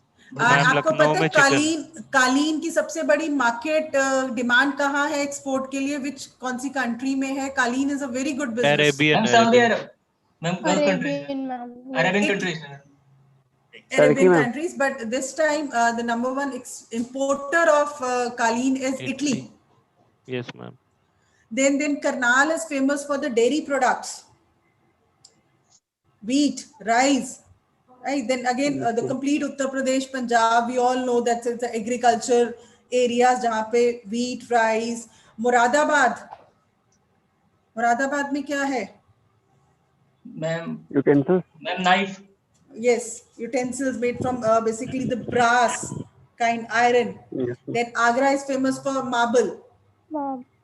Kanpur Jaipur for is for leather, Hind. ma'am. हाँ जी, कानपुर Kanpur for for बिल्कुल leather. Kanpur for leather. Jaipur में Yes, हमारा ma'am, हैंडीक्राफ्ट्स है, बटीक के गारमेंट्स होते हैं, हैंड पेंटिंग्स मैम हैं, स्टोन्स हैं. लखनऊ मलिहाबाद मैंगो एक्सपोर्ट्स के लिए फेमस है। मलिहाबाद के मैंगोज। अच्छा, but I don't know, maybe possibly, ma'am but Ma'am, mangoes का even जो chicken. मुजफ्फरपुर वो लीची। सी मैम मैंगोज में मुजफ्फरपुर वो अभी क्या लीची है, Bihar. Because very Muzaffarpur very Bihar. अगर आप इंटरनेशनल मार्केट में देखेंगे तो जो मैंगो की सबसे ज्यादा वैरायटी रहती है वर्ल्ड ट्रेड में, वो वैरायटी आज के टाइम पे आंध्र प्रदेश में बहुत ज्यादा यस मैम, प्रोडक्शन साउथ में इंडिया से। है. हाँ जी. तो then we have Indore for leathers again, right. Then potteries, ceramic. Any idea which cities are for this? There is one place in the UP called Khujra. Ma'am Khujra इधर है। हाँ जी बोलिए, पता है किसी को जगह ये खुजरा? Ma'am, near No, ma'am. Itawa, near Itawa. Near Itawa, ma'am. Khurja, ma'am, it's Khurja. Khurja ma'am Khurja. Place is called Khujra, Khurja. It is Khurja. not Khurja. Khurja. Khurja, it's Khurja. Okay, it's Khurja. Okay. It is Even I 45 have heard kilometers it for far the from first. Aligarh. Okay, it's Khurja and Gurgaon. Okay. Then we have in Bareilly the sequential kind of a garments. It's been procured from Bareilly. Then Bangalore. Bangalore is famous for ma'am Varanasi में साड़ी जो बनती हैं काफी अच्छी साड़ी भी। IT, ma'am. sarees, silk, basically silk fabric and Silk, agarbatti. ma'am. Bangalore is very famous for agarbatti. Silk. Also. Silk is there. I'm not denying it. Silk is there, but agarbattis are also. Then Assam में क्या है? Krishna will tell. T ma'am. Tea, ma'am. Ma'am, I think tea, ma'am. Tea is there as well as mushrooms. Mushrooms are procured from Assam itself. Then Mysore is famous for chemicals, dyes. Then we have Kochi. Kochi is famous for nuts, coir products. And then rubber. Rubber का business बहुत successful business है. It has been procured from Kerala मसाले के लिए जाना जाता है। Ma'am मसाला जो Kerala, Kottayam. Kottayam is a place from where this specifically rubber is being done. Okay, let's come to policy again. Then similarly, as I was telling you, that government has planned 100 cities as a town of export excellence, with the government want them to completely turn into export oriented units, and government has identified those 100 cities all over the India where the development work has already been started at a ground level. Then there are rebates of duties. Then there is one clause of export of goods under bond, which means that there is no need to pay the excise duty, but these schemes are applicable only on the status holder, those export oriented units which comes under the star category status. Then in the past few years, many policy initiatives are taken by the DGFT, and one major policy initiative was to reduce the paperwork and to come on the digital platform, which we are already discussed. Then they are even, DGFT has designed mobile applications. Even export promotion councils have designed mobile applications. Like for example, any of the export promotion council is organizing any kind of a fair or exhibition somewhere, you will get the notification on your mobile app that at this particular place, the exhibition related to your product is being organized, and these are the terms and conditions and payments for the participation. Even such kind of facility initiatives have been done by the DGFT. Documentation we have already discussed. Digital signatures are being uploaded. You need not to go somewhere and do the signature. Digital signatures do work on your behalf. Then mandatory documents बहुत सारे reduce हो गए हैं, and there is an again option of uploading the soft copies in order to avail any kind of incentive and duty drawbacks. Again, these are the same ease of doing business by custom department also. 24/7 custom clearance option is available. There is no 9 to 5 timings now. 24/7 you can apply for the custom clearance. Now, what the exporters or businessmen people need to understand from the foreign trade policy, as I told you in the morning itself, foreign trade policy document consists of 5,000 pages. So one cannot read all the clauses and chapters of foreign trade policy, but you can note down there is one chapter 5 which basically deals into the policies, incentives given to the exporter. So that particular chapter you can read, you can go through. That is chapter 5 of foreign trade policy, which typically deals with the exporter. That can be read. Right now, what are the things which are to be extracted from the foreign trade policy if we talk about in the terms of exporter? Number one, the impact of regional blocks and changing scenario. I think yesterday also I discussed a little bit about regional blocks. Anyone? What are regional blocks? Any idea? Yesterday, if you people remember, we discussed that, see, if we talk about, let's say, India, it is not possible for India to do trade with the rest of 199 countries. Right? Organization of countries. So It's what like what the SAARC and WTO has done? WTO says that the countries, based on their geographical dispersion, based on their geographical boundaries, they can make a group. Like if we talk about Asian countries, ASEAN or SAARC. we have 3 groups: SAARC, EPIC, and have you heard about this group, SAARC, EPIC? Yes, ma'am. Yes, ma'am. ASEAN. ASEAN. Now what this group basically says? This group says, first, जब भी कहीं पे भी geographical dispersion base पे, इसको हम regional economic integration कहते हैं. The other name for regional economic integration is free trade area. Right, that means whatever you are trading with this country, whatever international trade you are doing with these countries, it all comes under the free trade area, that you need not to pay any kind of a duty on doing business with these countries. Similarly, if you talk about the other side of the world, there is one group, very famous group called as NAFTA. NAFTA is between which countries? Ma'am, USA, Mexico, and Canada. Yes, ma'am, it's North American Free Trade It's Agreement. basically between the Mexico, Canada, and the US. And America. USA. G. Similarly, we have European Union.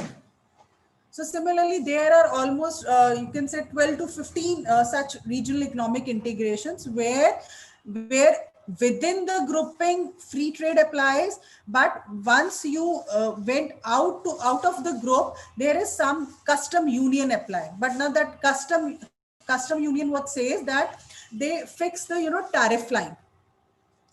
They fix up the tariff line that when you enter into particular this country, you have to pay only 5% of tariff. When you enter into that another category of country, you have to pay 10% of tariff. So that's a complete different concept and a theoretical part which you people will be doing under business environment. Have you done with the business environment subject? Yes, ma'am. Yes, ma'am. तो आपने business environment में ये किया होगा regional economic integrations blocks WTO, because these are all theoretical topics which you can read from the books itself. Then exporter need to understand that now all the documentation is electronic.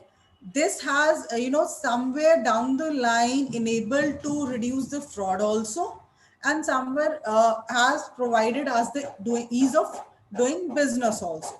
Now the business is basically a research based export strategies are made, as I said, MEIS. Now what the government has done in MEIS, they have classified the countries into 3 sections: group A, group B, group C. If you are taking your export into group A countries, you might have different policy. Then if you are dealing with the country in group B, the policy might differ, right? Then e-commerce. Then one has to increase its participation in international exhibitions as well as national exhibitions. Then understanding the HS coding system that we have already done. Then, as I said, government is much more keen in that skill development part also. Raghavendra sir, are you there? Okay. Then this we have already discussed the schemes. This we have already discussed. Okay, just now go through these figures. These are the top 15 trading partners of Indian exports. We are the #1 exporter to the United States. These are our top 15 trading partners. Are you going through it? Yes, ma'am. Yes, ma'am. United States, Yes, ma'am. UAE, Hong Kong, China, UK, Singapore, Germany, Vietnam, Bangladesh, Belgium, Saudi Arabia, France, Netherlands, Nepal, and Turkey. These are our top 15 trading partners for our exports. Like that means these are our favorite destinations for exports. Or you can say these are the established markets of Indian exports. मैं maximum जो jeans बनते हैं वो India में कहाँ बनते हैं, जो प्रोडक्शन होते हैं? क्या चीज बच्चे? मैम जो जीन्स होते हैं, जीन्स पैंट जो होती है, जीन्स की फैक्ट्रीज सबसे ज्यादा कौन से स्टेट में है मैम? सबसे ज्यादा कौन सी स्टेट में है? आई थिंक अगर जीन की जो मैन्युफैक्चरिंग है सबसे ज्यादा इफ यू सी लुधियाना में है शायद. मैम जीन्स पैंट जो होता है. हाँ मैं जीन कपड़े की बात कर रही हूँ. आपको मैं ये भी बता दूं, ये जो जीन्स है ना, China, see India is the second largest producer of cotton. Yes ma'am. Right. Then पर हमारा कॉटन कहाँ जा रहा है? चाइना में. हमारा कॉटन जो सबसे ज्यादा जा रहा है वो चाइना में जा रहा है. चाइना इसी कॉटन को फाइन क्वालिटी में प्रोसेस कर प्रोडक्ट्स जो बनते हैं वो जाते हैं वहां पे यूएस. और ये जो आपकी लिवाइस की जीन है, अगर मैं इसकी लोकल मार्केट में प्रोक्योरमेंट देखूं तो ये शायद हार्डली 200-300 से ऊपर की नहीं है, जो कि हमें जब यूएस का लिवाइस ब्रांड लगकर उस पे टैग लग के आ जाता है तो हमें 4 या 5 हजार की मिलती है. Yes. Now that is the reason ना, from since yesterday I'm saying focusing on HSN coding system कि हम 6 डिजिट पे क्यों हैं, हम 8 डिजिट पे ही क्यों बिजनेस कर रहे हैं. Why we are not on 10 digit, why we are not on 12 digits? Because we are not experimenting with our product. हम कॉटन के लार्जेस्ट प्रोड्यूसर हैं, फिर भी उसके बावजूद हम सारे मल्टीनेशनल ब्रांड्स के कपड़े पहनना ही क्यों प्रेफर करते हैं? हमारे अपने ब्रांड्स कहाँ हैं? Yes ma'am.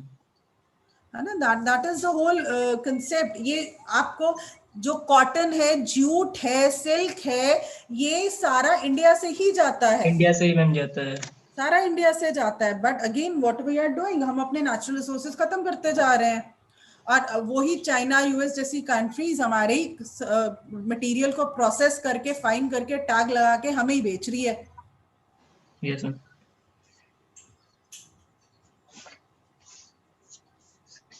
So 60% of the Indian export in 2018 was delivered to these above 15 trade partners. मतलब 60% बिजनेस इंडिया ने सिर्फ इन 15 कंट्रीज के साथ किया है. बाकी का 30% he has done with the other countries in the world. Turkey is one example who has increased its import purchase from India from 2009 to 2018 by 249%. That means Turkey हमसे बहुत ज्यादा सामान खरीद रहा है. Then Vietnam is a very good potential market. India बहुत सारा export करता है. Then in second place it was Nepal, and third is Vietnam,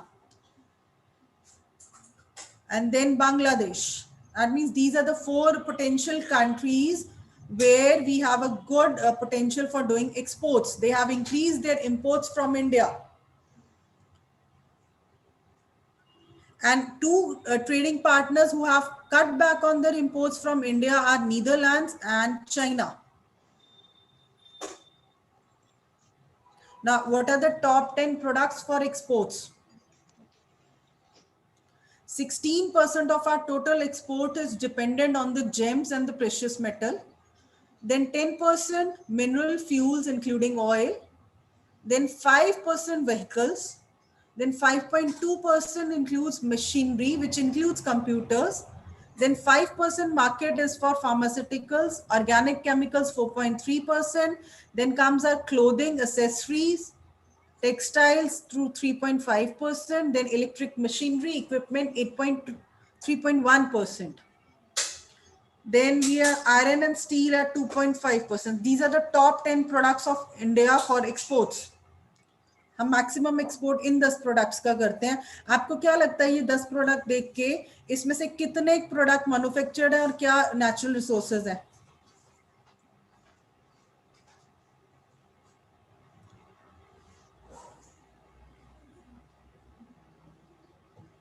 What you can analyze from these 10 products?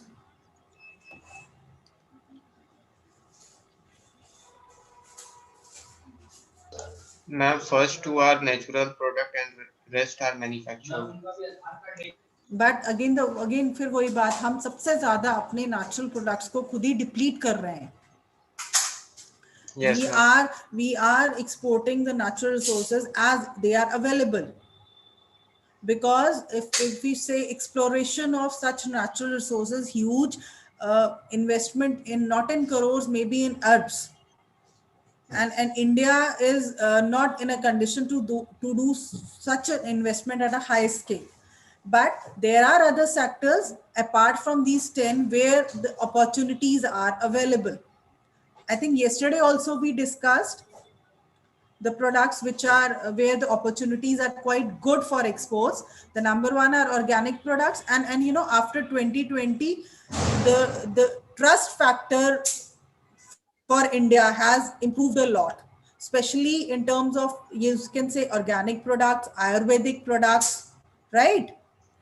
So there is a huge market. Now, organic products mein agar hum baat kare, so there is a huge demand for Indian mangoes, pineapple, banana, green chilies, turmeric powder, and ginger. Turmeric, as because turmeric is something which is widely used in the medicines also under Ayurveda. So this is also one area which you people can look into. Turmeric, business of spices there. Yesterday we also discussed spices. Then handloom sector has a huge scope, and the silk and the sports products. Sports, especially after this 2020 COVID situation, because you know, people are now looking for such kind of an exertions where they can spend time outdoor while doing sports and exercise, yoga products, right? Because people, and 2020 mein kya hua, people went into depression. So the sports in coming times will have a great demand. Then automobiles, and coming up of this kabaddi teams in India. अब देखिए आप, पहले क्या होता था cricket में, IPL शुरू हो गया, IPL is there, then what is that kabaddi association? Pro Kabaddi.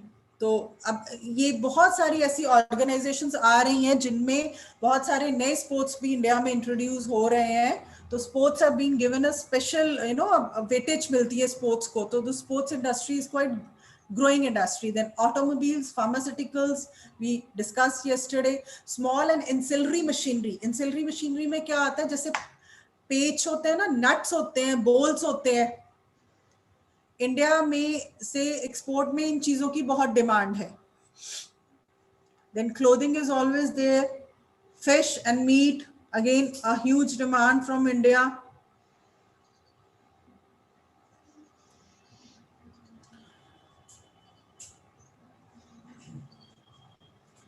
Now what is trade deficit? हमने अभी पीछे भी डिस्कस की थी ये definition.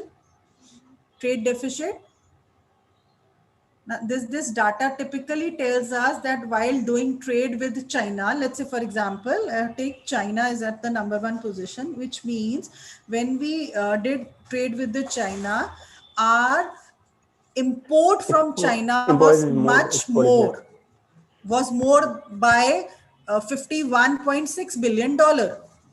So that is why it resulted into trade deficit. We were not able to do much export as comparison to imports. Right. Similarly, with Switzerland, we had a trade deficit of 13.8 billion. Saudi Arabia, Indonesia, Iraq, with all these countries, we have a trade deficit. That means our export to these countries was less in comparison to the import done from these countries, right? Now, these are the top 10 imported products in India. Export करने के बावजूद हम इतना import भी करते हैं mineral fuels को, oils को, James and precious metals, because अब ज्वेलरी के केस में क्या है, गोल्ड हम पहले इंपोर्ट करते हैं, फिर in the form of jewellery, in the form of finish product we export it. Indian jewelry designs are, acceptable or in demand worldwide. But again, in the raw form, we first import them. Then electrical machinery, heavy machinery we import. And on the other hand, we are good at making, nuts, bolts, ancillary machinery. Ancillary is very, very machinery made at a small level. But if we talk about in terms of heavy machinery, that is all imported because we are not technology prone country. See the import of plastics. India is the #1 user of plastics. Then iron and steel is also being imported. Okay, these are the policy which we have already discussed, that India is focusing on reducing the imports by Make in India concept, by doing the ease of doing business, then promoting the small scale SMEs. The promotion of SMEs is done at a very high level. Then development of more and more export promotion councils, and there are institutions for promoting small medium enterprises. Now, for these small medium enterprises, see, India may, if you have to classify Indian business, so what do you think? SMEs कितनी होंगी और medium enterprises कितनी होंगी और large enterprises कितनी होंगी?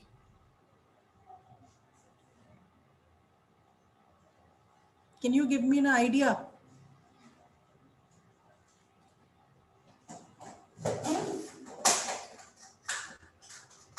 Indian business 70% SMEs के सिर पर ही चलता है, small and medium enterprises के सिर पे चलता है.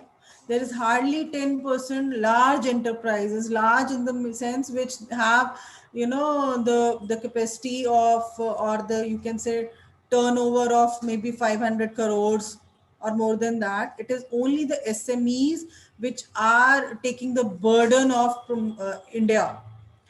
हमारा सारा बिजनेस SMEs के सिर पे ही चलता है. So that is why government has established institutions for the support of SMEs. क्योंकि इंडिया में क्या रेट है, इंडिया में क्या है, let's say for example, if I take this month 10 new entrepreneurs started their business. By the end of 3rd month, only 2 will survive, rest of the 8 will diminish in the market. They will, गायब हो जाएंगे वो market से. Are you listening? Yes, ma'am. Yes, ma'am. एक ही आवाज आ रही है. नींद आ रही है क्या? No, ma'am. Okay, चलिए अभी अब फटाफट से हम एक interesting data analytics करेंगे. So just let me end this slide. So there are institutions for SMEs. One, India has made with the international trade centers. Then we have SME Chamber of India, SME Export Promotion Council of India. The NSIC is there in Delhi, which are these institutions are specifically meant for promoting small and medium enterprise business. Now, NSIC is an organization which is associated with the export of small scale industries products to other countries. Now, NSIC किसमें deal करता है कि जो small scale industries इन products में deal करती है उनके product को specifically foreign countries में जाके promote करना through the exhibitions, through fairs and seminars. What are the products covered by NSIC are hardwares, garden tools and accessories, handicrafts, electrical products, sports goods, sanitary fittings, textile and textile products, leather products, auto components, light engineering goods, hand tools, and casting and forging tools. Then government has a mandate of reserve for small scale manufacturing. See, होता क्या है ना, 10% जो large business houses हैं वो मिलकर 90% जो 70% हमारा स्मॉल स्केल बिजनेसेस को कंट्रोल करने की हिम्मत रखते हैं. सो दैट गवर्नमेंट ने क्या किया, गवर्नमेंट ने फिक्स कर दिया कि there are to be certain items which are to be fixed for small medium enterprises manufacturing only. No large houses can manufacture these items. Similarly, on the other hand, government has a mandate for the large manufacturing houses that whatever raw material you are procuring from the market, 70% your raw material procurement must be done from the small medium enterprises. Right? Otherwise नहीं Yes, तो ma'am. क्या होगा, small medium enterprises तो खत्म ही हो जाएंगे. जो छोटी छोटी फैक्ट्रीज खोल के बैठे हैं, छोटे छोटे नट्स बना रहे हैं, छोटे छोटे इंसिलरी आइटम्स बना रहे हैं, तो government has given a mandate for them. Large business, especially like CES, the units who are sitting in a CES, they have a mandate that 70% of your raw material must be procured from the local market of that very particular area. आपकी अपनी local market में manufacturer बैठा है, small level पे है, चाहे वो people are there who can give you that particular item, और फिर भी आप उसे इंपोर्ट करा रहे हैं just because you can afford it. So government doesn't allow such kind of a thing, right? So government ने क्या किया, government has reserved certain items like items made from the food, pickles, chutneys, bread, mustard oil, groundnut oil. Then woolen products, wooden products, paper products, injection molding thermoplastic products, PVC pipes आ जाती हैं जिसमें fitting होती है घरों में. Then there are certain chemical products, wax candles. See all these list of products, you can see they are the products which are actually made in the small and medium manufacturing units, where I think the investment is not more than 25 to 30 lakhs. Glass bangles, products related to ceramics, right? Then almiras, chairs, tables, then utensils. So these all items are being reserved for small scale manufacturing. Okay, this is one last topic which we'll be doing critically. Role of e-commerce in expanding market. Yesterday also I put focus on the digitalization done by the government, as well as the scope the digitalization has given us in 2020. We all know the value of now digitalization. I think so, because everyone has turned to digital platform to sell their product now. So I just want to give you some information on that as per the latest FTP incentives, for e-commerce exports, this foreign trade policy also includes the incentive for the products which are sold on the e-commerce platforms.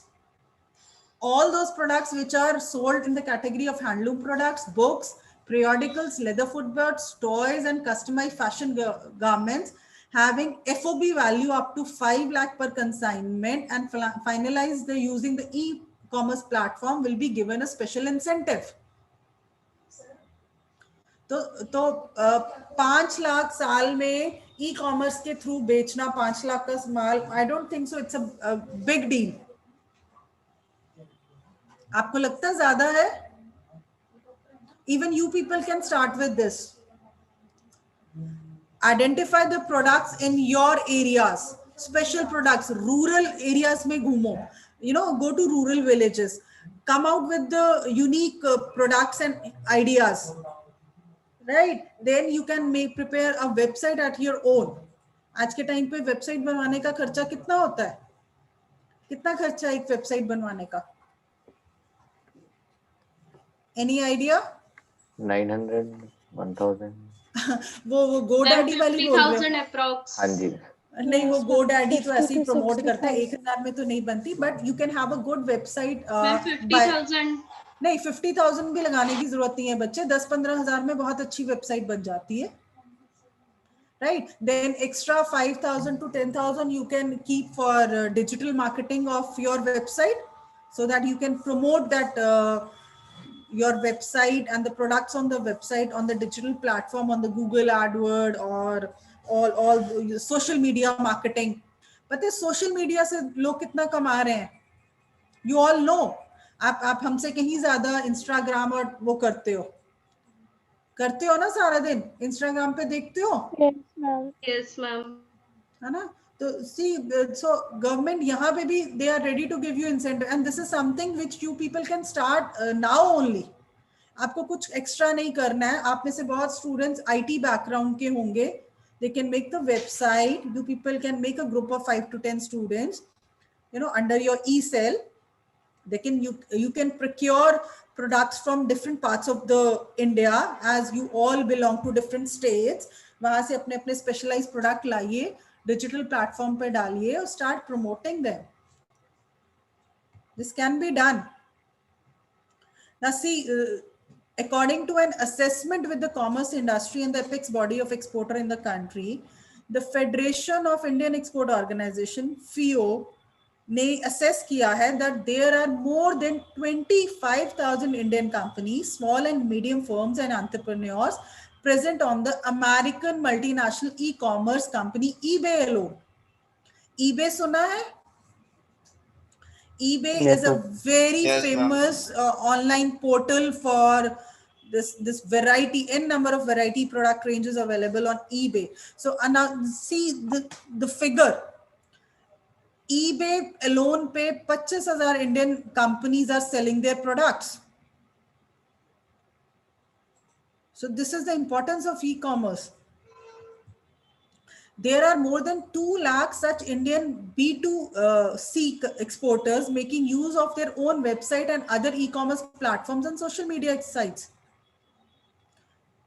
More than 2 lakh exporters are there. Now, these are which exporters? Who are not manufacturer, but they are the merchant exporters, who are directly selling to the consumer from their either own websites or from the platforms like social medias, Instagram, Twitter के through ही sale कर रहे हैं. Now you can see the power of digitalization, power of e-commerce platforms. I told you the expenditure. 15,000 की website बनती है, 5-10 हजार उसको promote करने पे लगाना है, तो initial expenditure you can go up to 50,000. 50,000 में बैठे बैठे आप बिजनेस शुरू कर सकते हैं अपना आराम से. But the idea should be unique. The product should be a unique, and the identification of market you have to take care. मुझे किस मार्केट को हिट करना है, वेदर लोकल मार्केट में भी हिट करना है तो किस कहाँ हिट करना है, कौन सी सिटी को हिट करना है, मेरे कस्टमर्स कैसे होंगे, कौन मेरा कंज्यूमर हो सकता है. This all analysis you have to do very clearly. Now, according to FIO, there is a market opportunity of 5 billion in the near term, say in next 2-3 years, for Indian commerce retail exports, provide the concern of such exporters are addressed. Like this FIO says, if governments give them the e-commerce platforms, the more support, the more power. So in coming next 2-3 years, there is an opportunity of $5 billion market in e-commerce itself.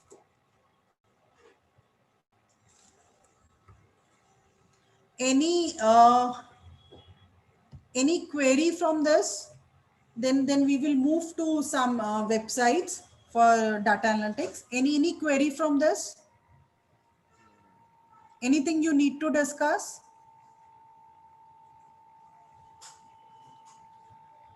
Okay, you all have laptops with you?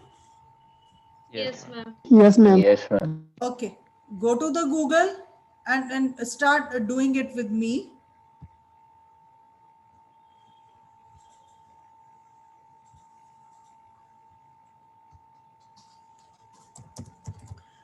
Type international trade map.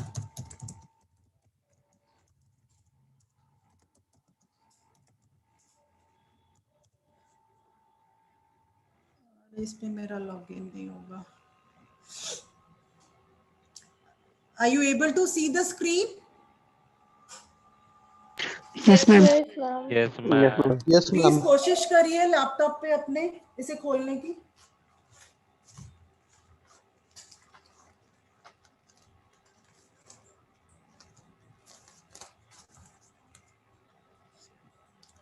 Try to create a login ID also. Take 5 minutes and create a login ID because otherwise ना ये 10 minute बाद site बंद हो जाएगी आपके system पे.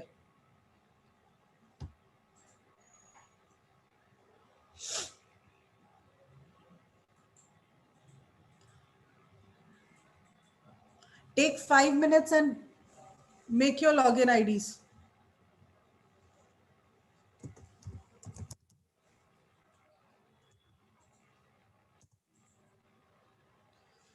Oh, मेरी email already registered.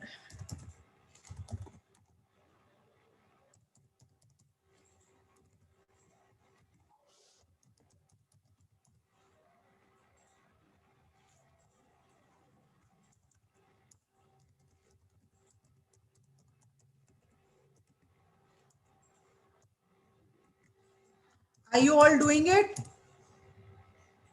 Yes, ma'am. Yes, ma'am. करिए.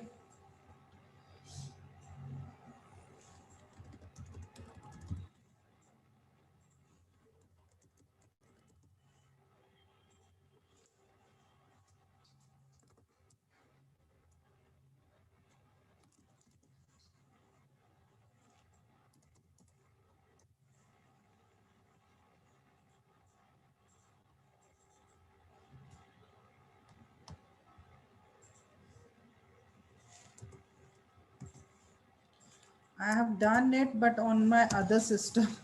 So that is why I have to register it on it again.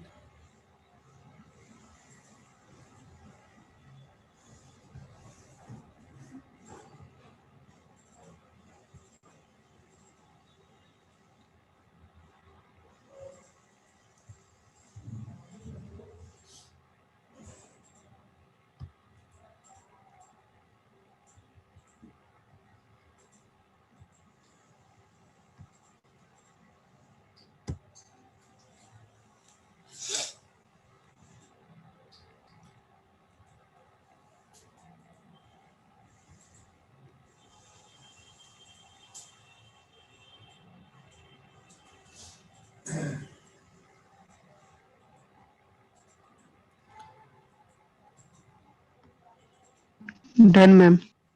Done.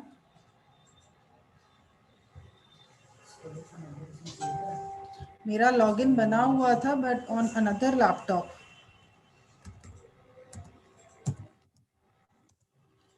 Let me see if I got the activation link.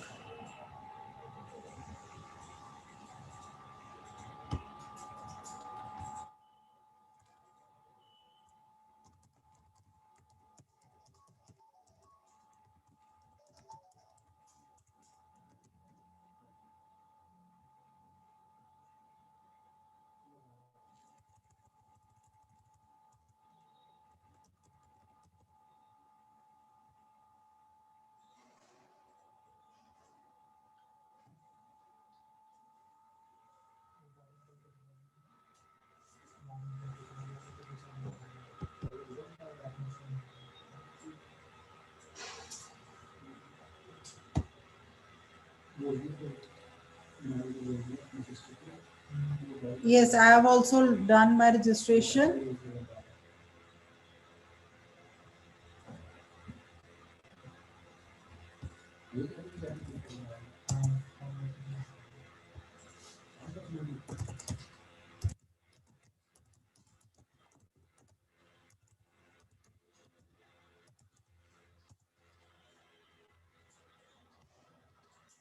This is a very important tool used worldwide to analyze the data related to export and import, and this has been widely used by the IFT professors. for analyzing the data. Okay, are you done with the login? Yes, ma'am. Okay, अगर नहीं भी किसी ने किया है तो please आप ये स्क्रीन पर देखकर स्टेप्स नोट डाउन करते जाइए so that you get an idea how to analyze the data. See, this is an ITC tool for the data analysis of export and import. Let's say, for example, we have to see the export, right, for the country India.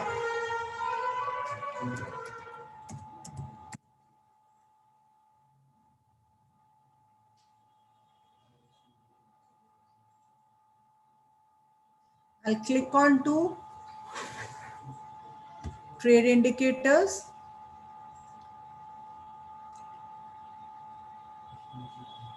See, अभी मैंने कोई particular product नहीं डाला, मैंने सिर्फ ये डाला है कि इंडिया का एक्सपोर्ट कहाँ कहाँ है, कौन कौन सी कंट्री में है, and the list came out with the list of products at 2-digit level. Now, which is this 2-digit level? This is the first chapter of your harmonization code. Yes, ma'am. Exported by India in 2019. Can you see this table? Yes, ma'am. Yes, ma'am. Yes, ma'am. Yes, ma'am. अगला पूरा एक साल भी लगे रहोगे ना तो इसमें इतना डाटा है कि आपका पूरा साल लग जाएगा इसको एनालिसिस करने में. There is so much of data available on this portal. हाँ, ये भी छोटा हमने ज़्यादा पहले यूज किया था, मुझे सही लगा था, मैंने किया था. Is there any problem? पर इसमें ज़्यादा है, कौन सा कौन? No, ma'am. Okay, let us do it product wise. कौन से चक्कर में Right. कि वो भी बड़ी सी डिब्बी. आप ऊपर देखिए प्रोडक्ट में अभी हमने क्या डाला था, ऑल प्रोडक्ट्स. अभी हमने एक जनरल मैंने इंडिकेटर डाला कि भाई India, what is the level of India, what are the which are the products which are being exported by India in 2019. So it came out with the list of all products. Just go through that list. Number 1 पे mineral fuels है, then precious or semi-precious stone, machinery, organic chemicals, vehicles, pharmaceuticals, electrical machinery, iron and steel, articles of apparels. Can you see this list? Yes, ma'am. Yes, ma'am. Okay. Yes, ma'am. Let's go to now some product specific analysis. Let's say, for example, I'll go for chapter 61, right? Yes, ma'am. ठीक है जी, हमने chapter 61 select किया. Partner में मैंने कोई specific country नहीं choose की है, आई केप्ट इट ऑल. अगर मैं स्पेसिफिकली किसी एक कंट्री के साथ देखना चाहती हूँ कि what is my trade equation in the product line of articles of apparel and clothing accessories with a particular country, even I can do that also, but here I'm leaving it here only. Then exports, trade indicators, I select yearly time analysis. I want the analysis to be done yearly by product. Now can you see this? मेरे पास पिछले 5 साल का data निकल के आ गया.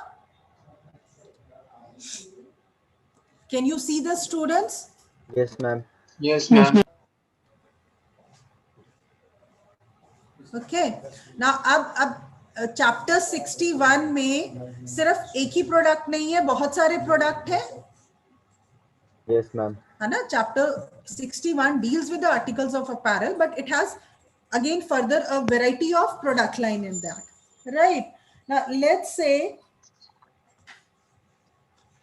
this came out as our exported value. Let's say further I will select again 6109. इसमें मैं further आगे जाती हूँ. Now see what has come up. This is the list of the countries who have imported from India or you can say to whom India has exported which product, which HSN code, which HSN code? Ma'am, I think 6109. Yes, 6109. Right? 4 T-sets and all. Yeah, ma'am. Right. अब what I will do is one aspect is क्योंकि मैंने आप ऊपर देखिए जहां other criteria लिखा था मैंने वहां पे ईयरली टाइम सीरीज डाला है Yes, ma'am. है ना तो मुझे उसने पिछले 5 साल का डाटा निकाल के दे दिया कि भाई यूएस में you have exported 6,15,000 billion value. Then in 2016 it was 587, 2017 566, 2018 542, 2019 547. तो approximately value almost ज्यादा वेरी नहीं कर रही है. Rather हम 2015 से हमारा एक्सपोर्ट कमी हुआ है. Yes, ma'am. To the US, है ना. अब इसको ईयरली टाइम एनालिसिस को we will shift to trade indicators. Now see what has come up. This is the list of importing markets for the product exported by India in 2019. Please इसमें confuse मत होना. When we are saying export of India, then automatically the list, the drop down list will show you the list of importers from India. Are you getting me? Yes, ma'am. Now, how to analyze this? See, please see this chart very carefully. Is there any faculty also? Yes, ma'am. I think Raghavendra, sir. Raghavendra, sir? Yes, ma'am. Are you there? Yes, I am here. Okay. And I just want, because this portal is something which a faculty can also use, in future to make the students understand how this all analysis work. So that is why I just wanted few of the faculty should also attend this. Like now, ma'am. if we see this data, we are analyzing 6109 product HSN code. Right now, this shows yearly analysis. You people have seen that we saw that 5-year data for exports of India. Now, this trade indicator sees what? If we talk about United States of America, in share in Indian exports, percentage wise 20.9%. Right? Then you come to further. अभी हम सिर्फ US का ही देख रहे हैं. Growth in the exported value between 2018 and 2019, it is 2%. That means our export to United States of America has increased in the financial year of 2018 and 2019 for 2%. Right? Then see, you can see the ranking of partner countries in the world imports. Number 1. Now, what does it mean? That we are the number 1 exporter to the United States of America for this particular product of HSN code 6109. Okay, right? And then the share of partner countries in the world import, then US का और countries के साथ share कितना है इस particular product में? This is 15.7, right? Now let's come to the last column. This is the average tariff. Now what does it say? अब if we talk about in terms of tariff, see US में आपके लिए जो export है वो US के लिए import है, right? US is importing. Now when US imports this particular HSN code 6109, then they impose the tariff import duty of 15.9%. Yes, ma'am. It's ma'am duty rate. Right. It's a duty. It's a tariff. Tariff means it's an import duty. Okay, ma'am. ठीक है, लिखा है ना, देखिए ऊपर क्या लिखा है? Average tariff estimated faced by India. That means this is the import duty which, right, for import we have to pay, for US buyer has to pay. अब नीचे आइए, अब आप यूएई को हम एनालाइज करने की कोशिश करते हैं. यूएई का जो शेयर है हमारे इंडियन एक्सपोर्ट के साथ, In comparison to US, it is 16.7%. Yes, ma'am. Right, that means अगर हम नंबर वन एक्सपोर्टर यूएस को 20% ऑफ एक्सपोर्ट्स कर रहे हैं तो यूए को हम 16.7 कर रहे हैं, but otherwise if you compare the tariff rate it is only 5%. It is only 5%. 5%. तो आप मुझे बताइए potentially which market is ideal for export, US और UAE? UAE. It will be UAE, right? Yes, ma'am. Right. Similarly, if you come to Nigeria, see, अगर देखिए आप export कर रहे हैं, you are earning amount, but at the same time we have to take care what are the import duties in that very particular country, because the import duty will make the product, your product costlier in that country. Yes, ma'am. अगर American buyer 20% import duty दे रहा है तो product costly हो जाएगा, and once the cost crosses the competitive advantage, तो वो product की आपकी उतनी सेल नहीं रहेगी. Like if you talk about say Nigeria में भी हम अच्छा एक्सपोर्ट कर रहे हैं, हमारा शेयर 6.5% है, राइट. और देखिए ग्रोथ नाइजीरिया में सबसे ज्यादा ग्रोथ हुई है हमारी 2015 से 2019 में अगर देखें तो हमारे एक्सपोर्ट्स की नाइजीरिया में सबसे ज्यादा ग्रोथ हुई है 42%. Can you see that figure 42%? But still I would say Nigeria is not a very good potential market, or it is a good potential market, but it has a tariff rate of 20%. It has a tariff rate of 20%. So we have to analyze all these things. What are the tariffs paid by the countries? Now let's make it more comprehensive.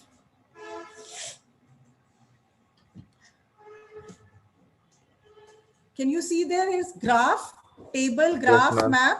I'll click on the graph.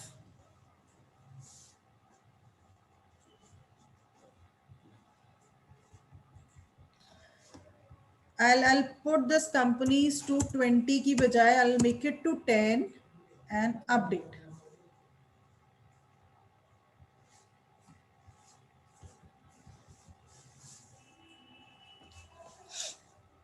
Can you see this graph? Yes, ma'am. Now what this graph says, yellow bubble says India export growth to the partner, right? And the blue bubble says yellow bubble says partners import growth from the world, and blue bubble says partner import growth from the world. Right. Now what is the criteria here? If we talk about yellow bubbles, these are those countries where we are already, have a good range of our exports sending to them.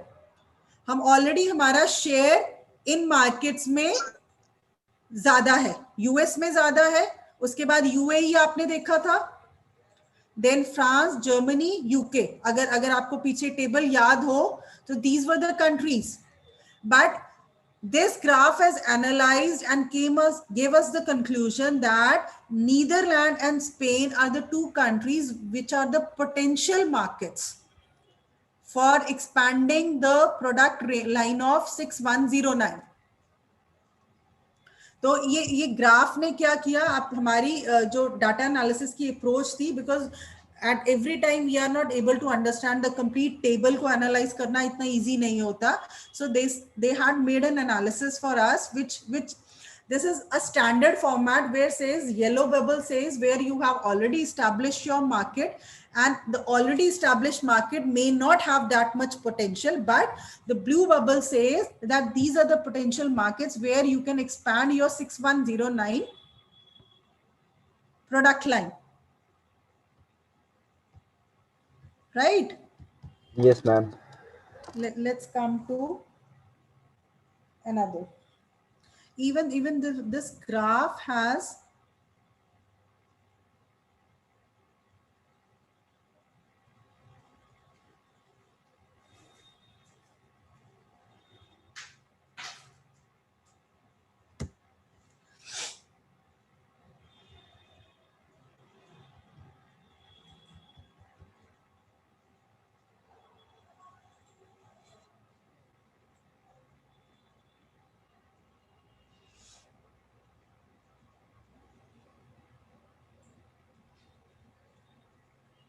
बना नहीं.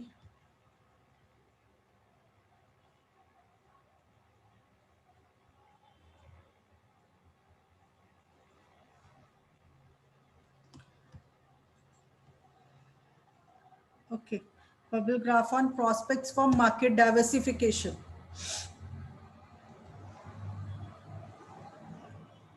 Okay, this is the same graph now which we have analyzed. I don't know why the another graph is not appearing. So this gave us the little analysis done from the previous table that if you are looking to expand your 6109 product, it must be expanded to the, see, this is again, what you can observe here is these graphs are called three-dimensional graphs, like two dimensionals here and third dimension is here. See, Netherlands. They are giving you the picture here, clear picture. Share of Netherlands in Indian export is 3.36%.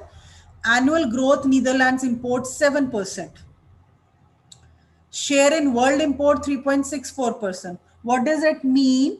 कि अगर Netherlands का हम annually import rate देखें तो 7% है, जिसमें से India का शेयर 3.36% है. That means rest of the 4% or nearing 3.78% is still an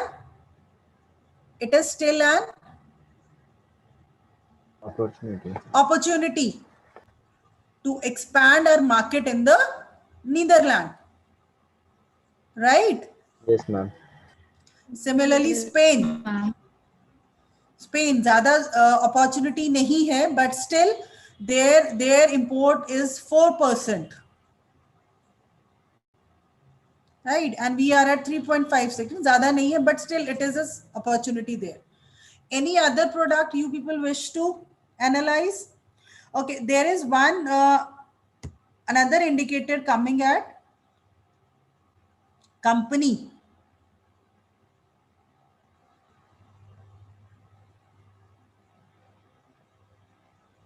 And I'll show you few products where even the list of companies who are the manufacturer or exporter of the product is also shown. Any other item you want to assess?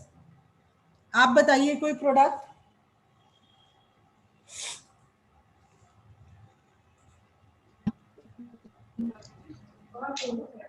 Or even we can go for the general analysis. Steel बच्चे बहुत बड़ा product है. हम एक छोटे level पे products देखते हैं. Steel is something which is not for the individual dealing, right? we'll go for some other products. In any product, बच्चे बताइए. आपने कोई किसी प्रोडक्ट का तो आइडिया सोच के रखा होगा. कल को अगर अपना बिजनेस करना है, if you want to start your own firm, what kind of product you people want to deal in? You might have given a thought on the product. Maybe, ma'am, if it is possible, can we explore about the builders hardware category? Builders hardware category. Okay, Yeah. let me see. But first we have to check it out. What is the chapter? Can Okay, anyone do okay. it on Code, ma'am. Yeah, ma'am. Google? What is the chapter number for builder hardware?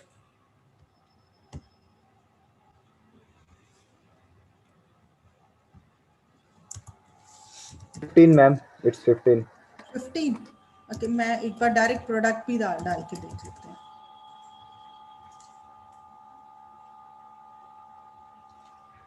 Builder hardware.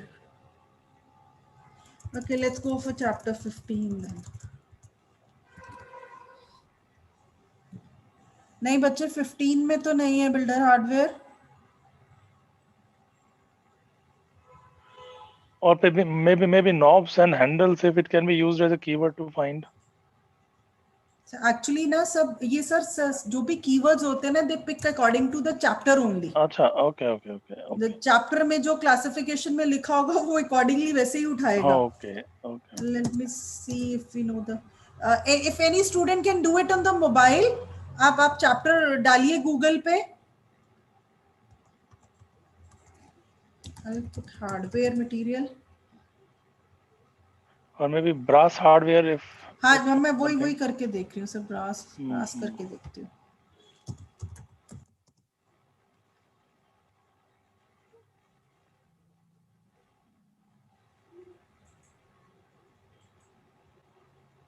It is not picking up. So let me check the chapter number first.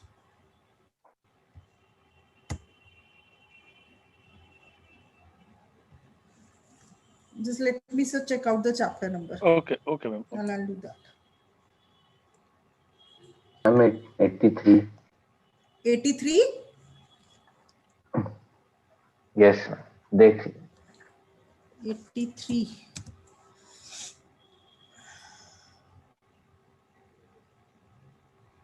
Ma'am, HNS code, ma'am, 8302.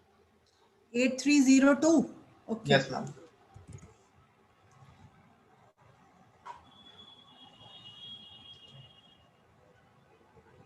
G 8302 hai. Like, sir, you want to check it for with some specific country? Yeah, all country. All countries maybe, no problem. All countries. Let's see. Or if we can check it maybe for Britain and America. So that will come. So UK is the #1 importer for this product from India. Then comes the US, Germany, Nepal.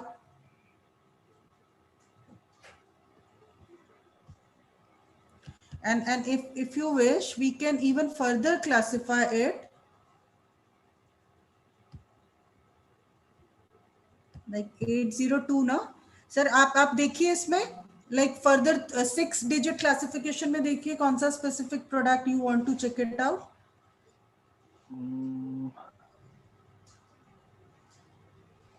Maybe say for example this is the first one, casters with mounting base. It's okay. Right.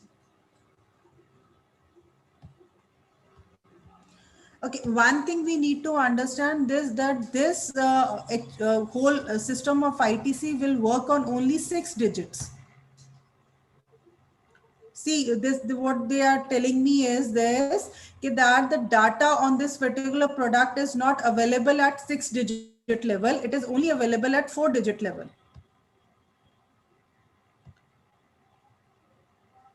Sir आप देख रहे हैं ये जो 6 digit पे है ये red हो गए हैं. That means data for these are not available.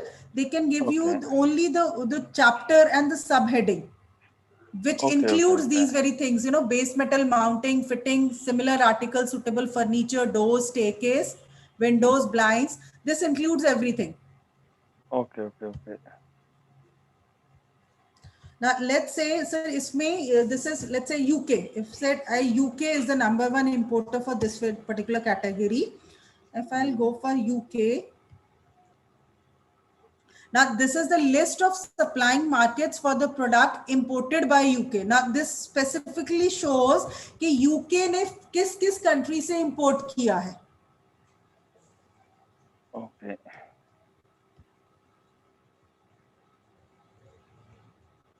This is the list of exporters. UK is the importer, then obviously this is the list of exporters. Okay. China share is in large, sir.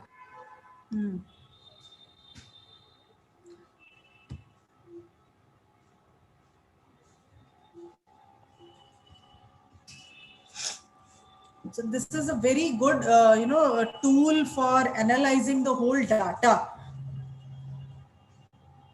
You can make graphs out of it. There is another tool in this trade map only, but it is a paid one, where they provide the facility of giving you the list of potential countries, potential cities for the particular product. But that is a paid service.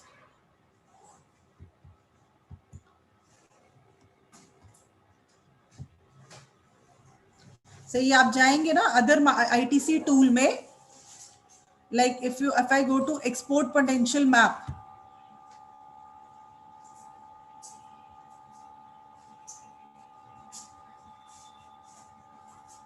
this is a paid service. But if you are really firm on starting your export import business, and you want a complete analysis, a report that what products should I should choose, and what should be the market I will be exploring, I should explore for my business, then I think this paid facility even can be used. This can be explored.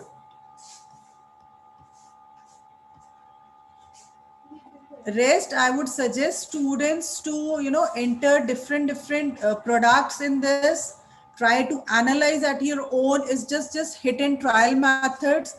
Aap click karte jaiye, right? Like here, see, you can see the word region is written.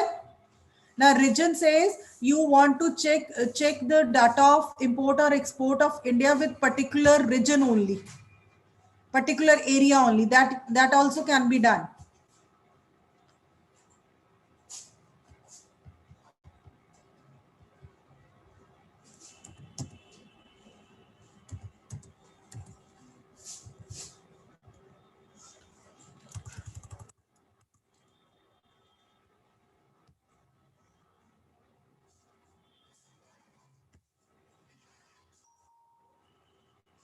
And here the table comes for the bilateral trade between the UK and the India in 2019 for the product of HSN code 8302.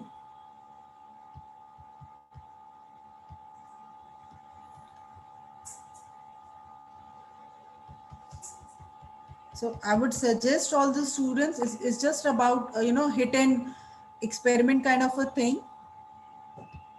On the daily basis, you can enter one product, enter one country, and see where does it goes.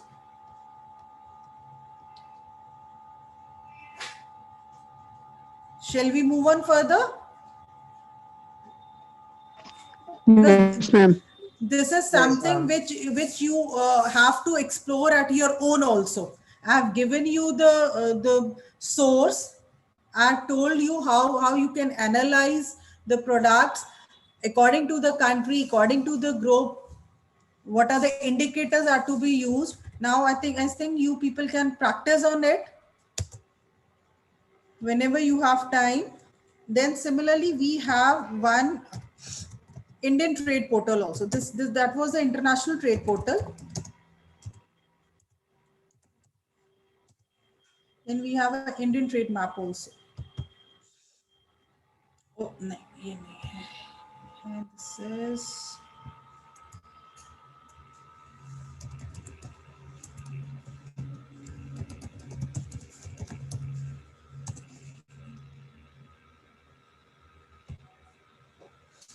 yes. This is the portal made by Government of India. It's an Indian trade portal. Let's see. See, can you see this? The list of top 25 markets for export, list of top 25 markets for Yes, ma'am. import. Then there is a list for foreign buyers. Then these are the resources. On this website, you have everything available. You can calculate your customs duties. Then DDFT is directly linked with this. Then what are the export promotional councils of India? Which councils are available for the promotion of your... See, you can see the addresses. Apparel promote करने के लिए अलग promotion council है. Then you have a promotion council for chemicals, pharmaceuticals, carpet export, cashew, chemicals and allied products, council for leather exports. These all councils are meant to promote the SMEs, exporters at international level. They are responsible for organizing all the exhibitions and trade fairs. And they charge a nominal fee for putting up a stall for the exporter. I told yesterday also, maybe tomorrow Pangotra sir will be covering up all those women entrepreneurship schemes. There are lots of subsidies given under these promotion councils also.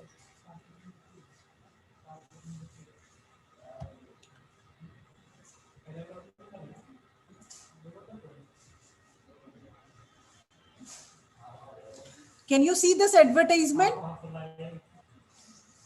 Merchandise, service, technology Yes, ma'am. exporters. Yes, ma'am. Create your own free online store. Okay, FIO is giving you this opportunity to the startup that they can even create their free online store on the website of FIO.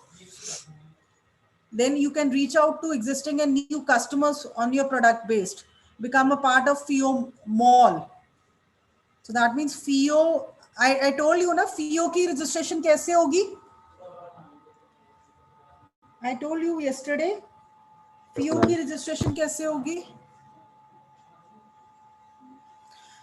For FIO registration, you have to take the registration of RCMC, registration cum membership certificate, which comes with the cost of 10,000. You have to take that registration from the DGFT side. Only after taking RCMC and IAC, you would be eligible to participate or register yourself with such organizations who are promoting exports.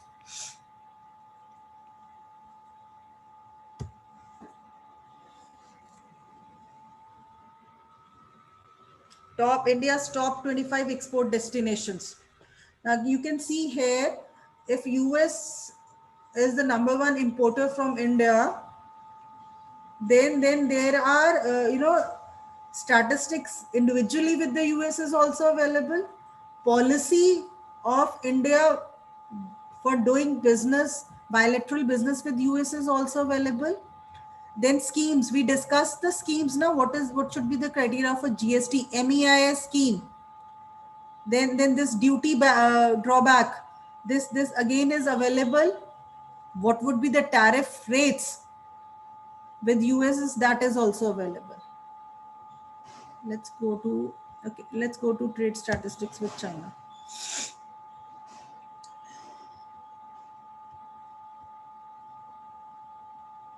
You can analyze this graph whenever you have a time.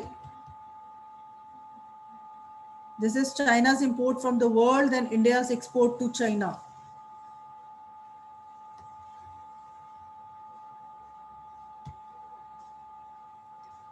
Then there is another website called as Cybex. Let me confirm it's Cybex.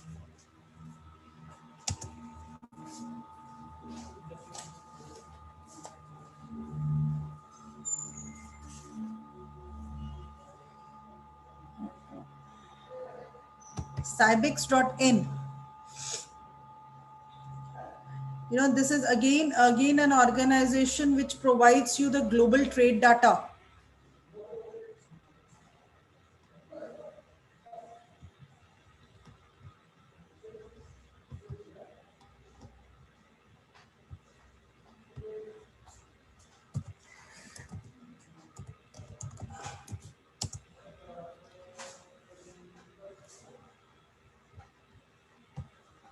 Are you able to view this? Yes, ma'am.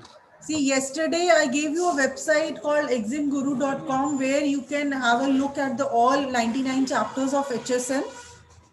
Here, this website gives you the option of having a look at chapter along with the import duty. So from here you can have an idea on which product what is the rate of import duty available. Right, then again this organization also provides the customized data on the basis of product and the market you want to explore. Just note down the links, then whenever you got time you people can go for analyzing these.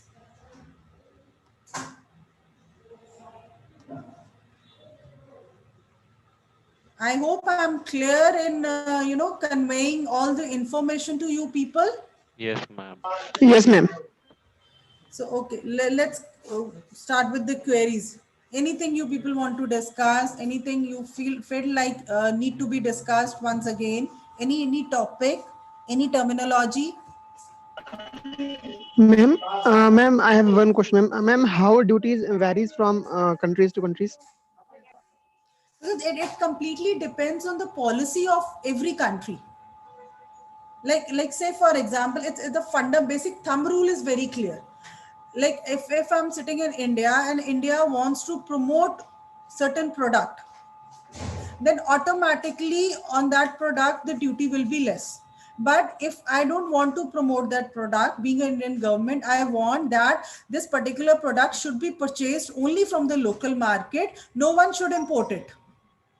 Then what I'll do, I'll put an extra import duty on that.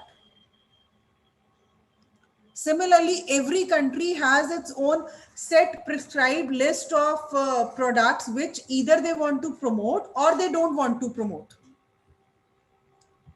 Right? So accordingly, import duty will vary. The other concept of import, this custom duties is covered under regional economic integration, where we have 4 levels of integration. One we discussed, free trade area. Then there is custom unions, then there are market unions, and there are one market union में कौन है सबसे बड़ी example आपकी European union. European union में जो trade होता है उसका एक और फंडामेंटल है कि वहां पे जो ट्रेड होगा that will be all done in euro. That was the reason I think when European market crash की, तो बहुत बुरी क्रैश की, because they were not dealing into any other currency. So import duty is typically a government's call to decide on the basis of the product, on the basis of the nature of the product and the availability of the product in their own country. Like China से जो माल आता है उस पे हम import duty बहुत बढ़ा देते हैं. क्यों बढ़ा देते हैं? Because we don't want China to dump their product in our country. Right? Yes, ma'am.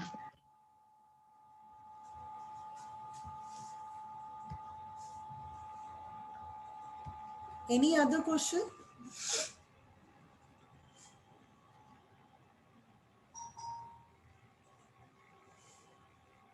Any other question? Okay, is everything, whatever topics we have discussed in these 2 days, are all clear to you? Yes, ma'am. Yes, ma'am. Yes, ma'am. Yes, ma'am. So now how many of you would take the initiative of starting your own export-import business?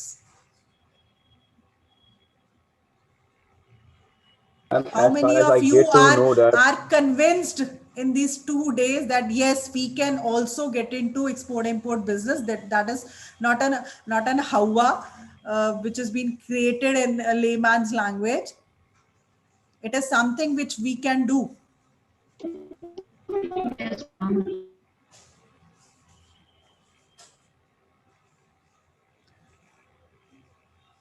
Okay, so Raghvendra sir, shall we end the session? Yes, ma'am. I think if students, if you have any doubt, expert is still available, and I would appreciate if you have any question, you don't keep it to your mind. Yeah, exactly. Please come out with the queries. She has lot many information regarding import and export. Ankita ma'am, are you there? Yes, sir. Okay. If no one is willing to ask anything, then I will request Raghavendra sir to propose the vote of thanks to our resource person. Okay, ma'am. Okay. This 2 day session happened to be the wonderful and very informative, ma'am. Seriously, it's a great source of inspiration and it's a great source of information for me, a lot of motivation. I revived my industry days when I was there around 10, 11 years back. Not many things I was able to correlate and connect. It's a kind of right click and refresh my industry knowledge once again. And I'm sure likewise students have also earned a lot much from the discussion, from the interaction in the last 2 days. Thank you very much, ma'am. You spare time, and you happen to be a great orator and great teacher for sure. We have 2 Thank you, consecutive sir. years Thank you very for the much. export import workshop, and many students in the past batch also, in the pass out batch also, they came to me and they came to Ankita ma'am at times that experience, that import export workshop was fantastic, and we should increase the frequency of such workshops. we would love to invite you for face-to-face workshops. Exactly, sir. Because that is something I always look forward to, because I know, no doubt, this digitalization is a wonderful platform, no doubt in that, but somehow it has its own limitations also. That's true. That's true. So I thank you once again, ma'am. I thank our Vice Chancellor, sir, also, who has not only motivated us but supported, and he is cooperated in all efforts what Sankita ma'am and I was doing to organize this workshop. So thank you very much, ma'am. Thanks a lot. Thank you, sir. Oh, Thank you, oh, sir. Thank you, ma'am. over to Okay, you, Abhida okay. ma'am. All the best, Thank students. you. All the Thank you, best. Nishu ma'am. Thank you, Nishu ma'am. ma'am, thank you. Thank you, ma'am. Thank you, Ankita ma'am. Please share the Thank remaining. you, ma'am. Sure, ma'am. I'll do that by evening. I'll do that by evening, ma'am. Sure, ma'am. Thank you. Thank you, ma'am. Okay, ma'am. Okay.